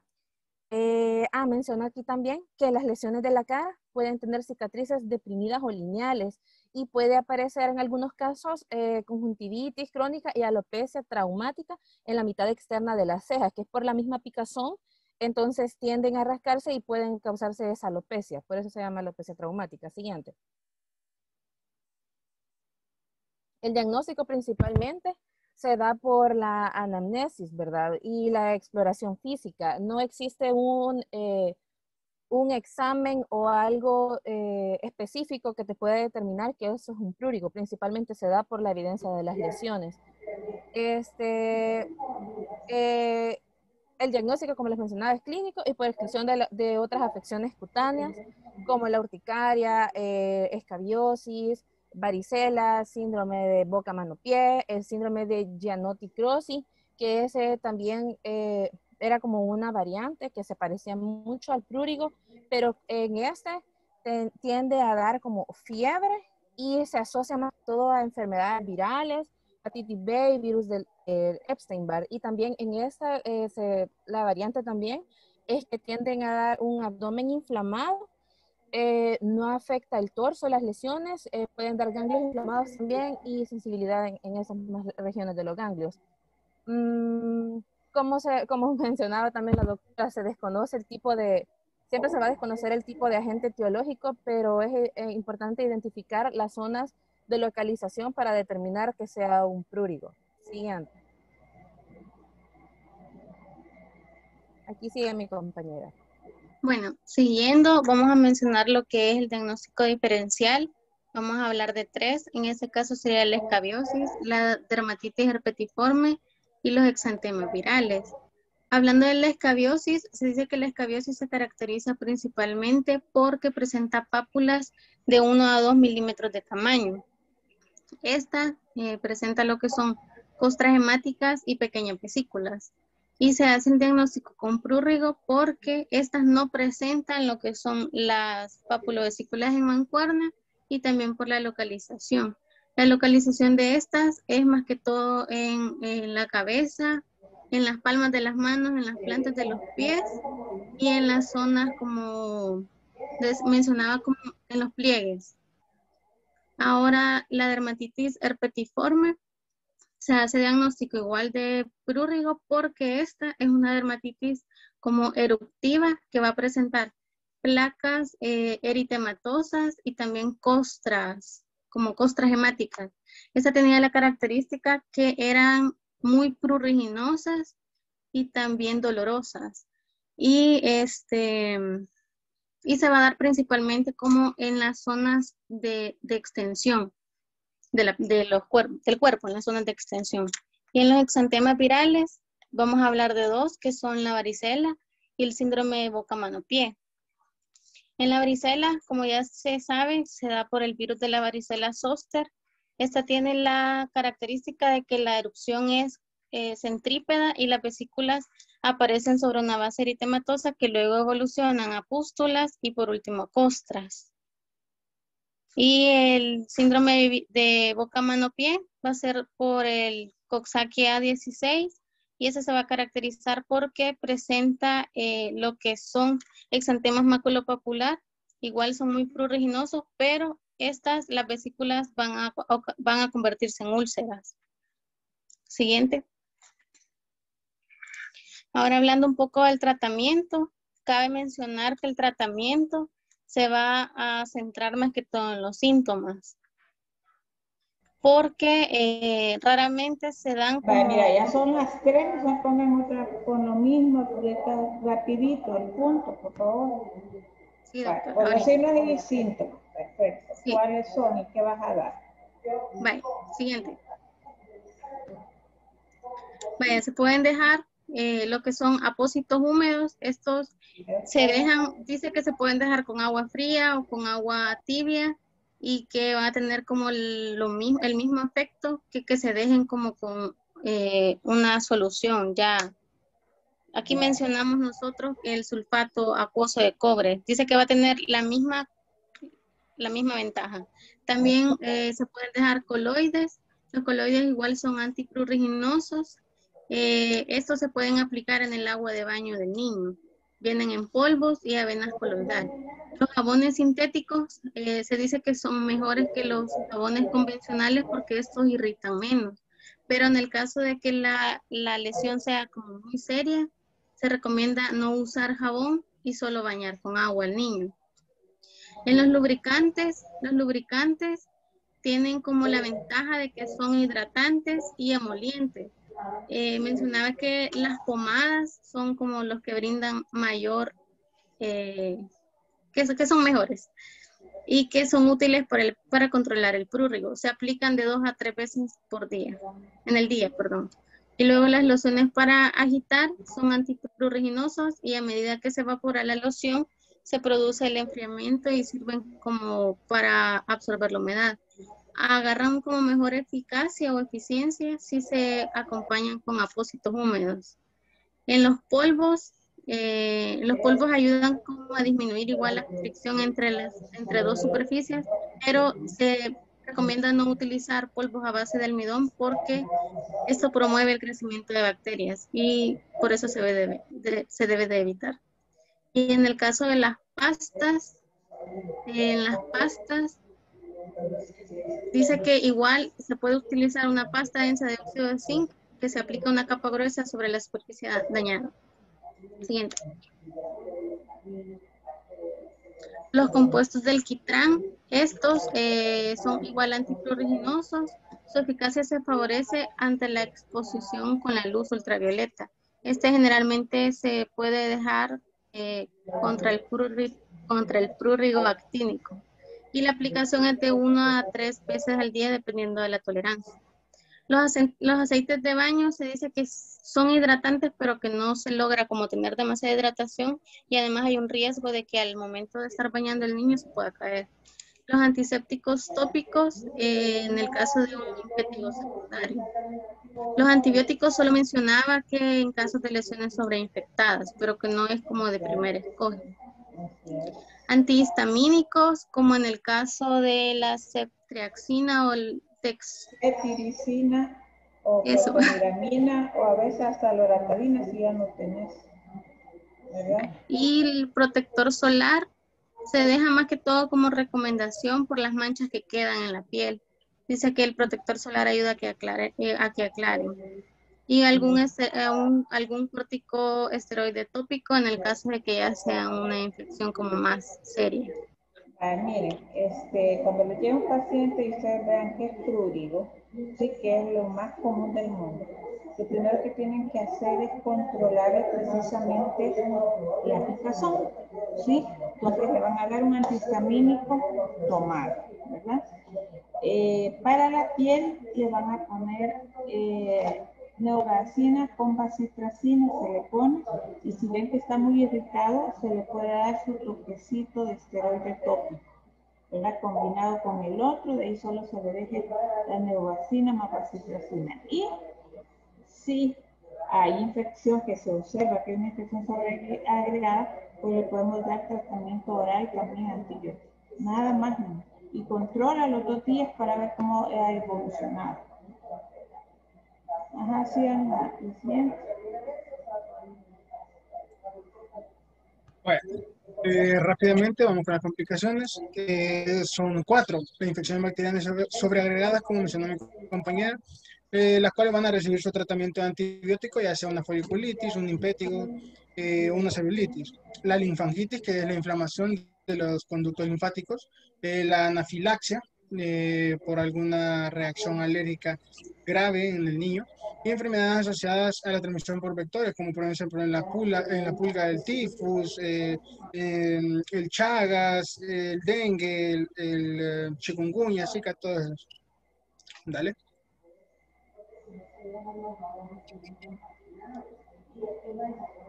Vaya, con la prevención, aquí vamos a utilizar las 4 P de cuidados. Primero son los padres. Los padres tienen que estar bastante activos con con el tratamiento del niño. En la prevención que vamos a utilizar, los repelentes tópicos, como puede ser el OFF, por ejemplo, para los zancudos. Y vamos a utilizar tiamina. La dosis era creo que de 200 miligramos vía oral. Luego, evitar el contacto con insectos, animales portadores. En el caso de tener perros, llevarlos a consultas veterinarias para poder asegurarse que no tengan pulgas, por ejemplo, Mira, ¿y garrapatas. tiamina a quién le vas a dar? ¿Dónde? ¿A quién le vas a dar tiamina? Al niño. Que hasta donde se nunca le he dado tiamina por un prurigo.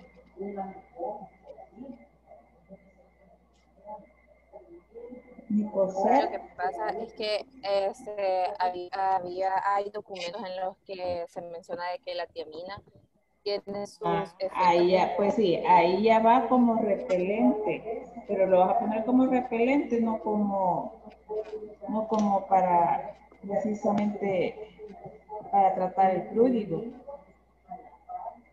No mencioné como tratamiento, lo mencioné junto con los repelentes. Va, dale pues. Vale.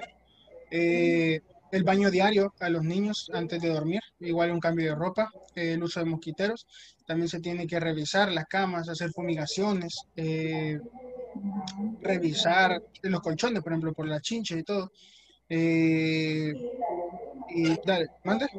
También eso, recortar las uñas de los niños porque los niños se rascan y ahí es donde vienen las infecciones sobreagregadas. En el caso del prurigo actínico, solo evitar la exposición solar y que el niño esté bien cubierto. Ahora, las conclusiones ya habíamos mencionado. Es una dermatitis reaccional crónica, frecuente en niños, aunque también puede dar en adultos. Por lo general, la edad que se da es de 2 a 10 años, pero lo más frecuente es de 1 a 7 años. Mencionamos los tipos de lesiones, que son urticarias papulares, que presentan pápulas pluriangulosas y que son bastante persistentes. Ya sabemos que comienza por por la IgE, por una hipersensibilidad tipo 1, y la reacción tardía es por hipersensibilidad el tipo 5. Ahora, mencionamos prurigo actínico, que se debe a la luz solar, al estar expuesto por bastante cantidad de tiempo a esta. Los métodos preventivos, una vez más, la búsqueda de insectos en el dormitorio, el uso de mosquiteros, repelentes, bañar a los perros, llevarlos a control veterinario para asegurarse de que no presenten pulgas o garrapatas. Y las formas agudas severas, como mencionaba mi compañera Emily, si no me equivoco, que mencionó, o Brenda creo que fue, el síndrome de Skeeter, que lo que da es una reacción local extensa. Y que es inducida por la picadura del mosquito y por la fiebre. Dale.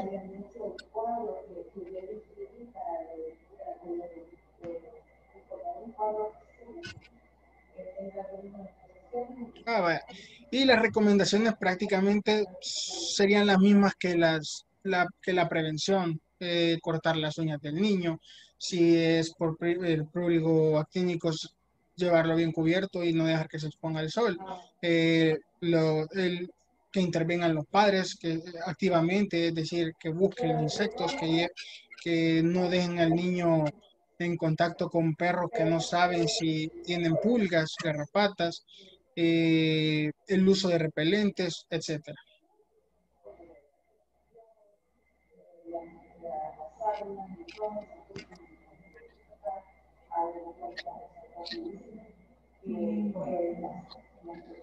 Sería todo, doctora.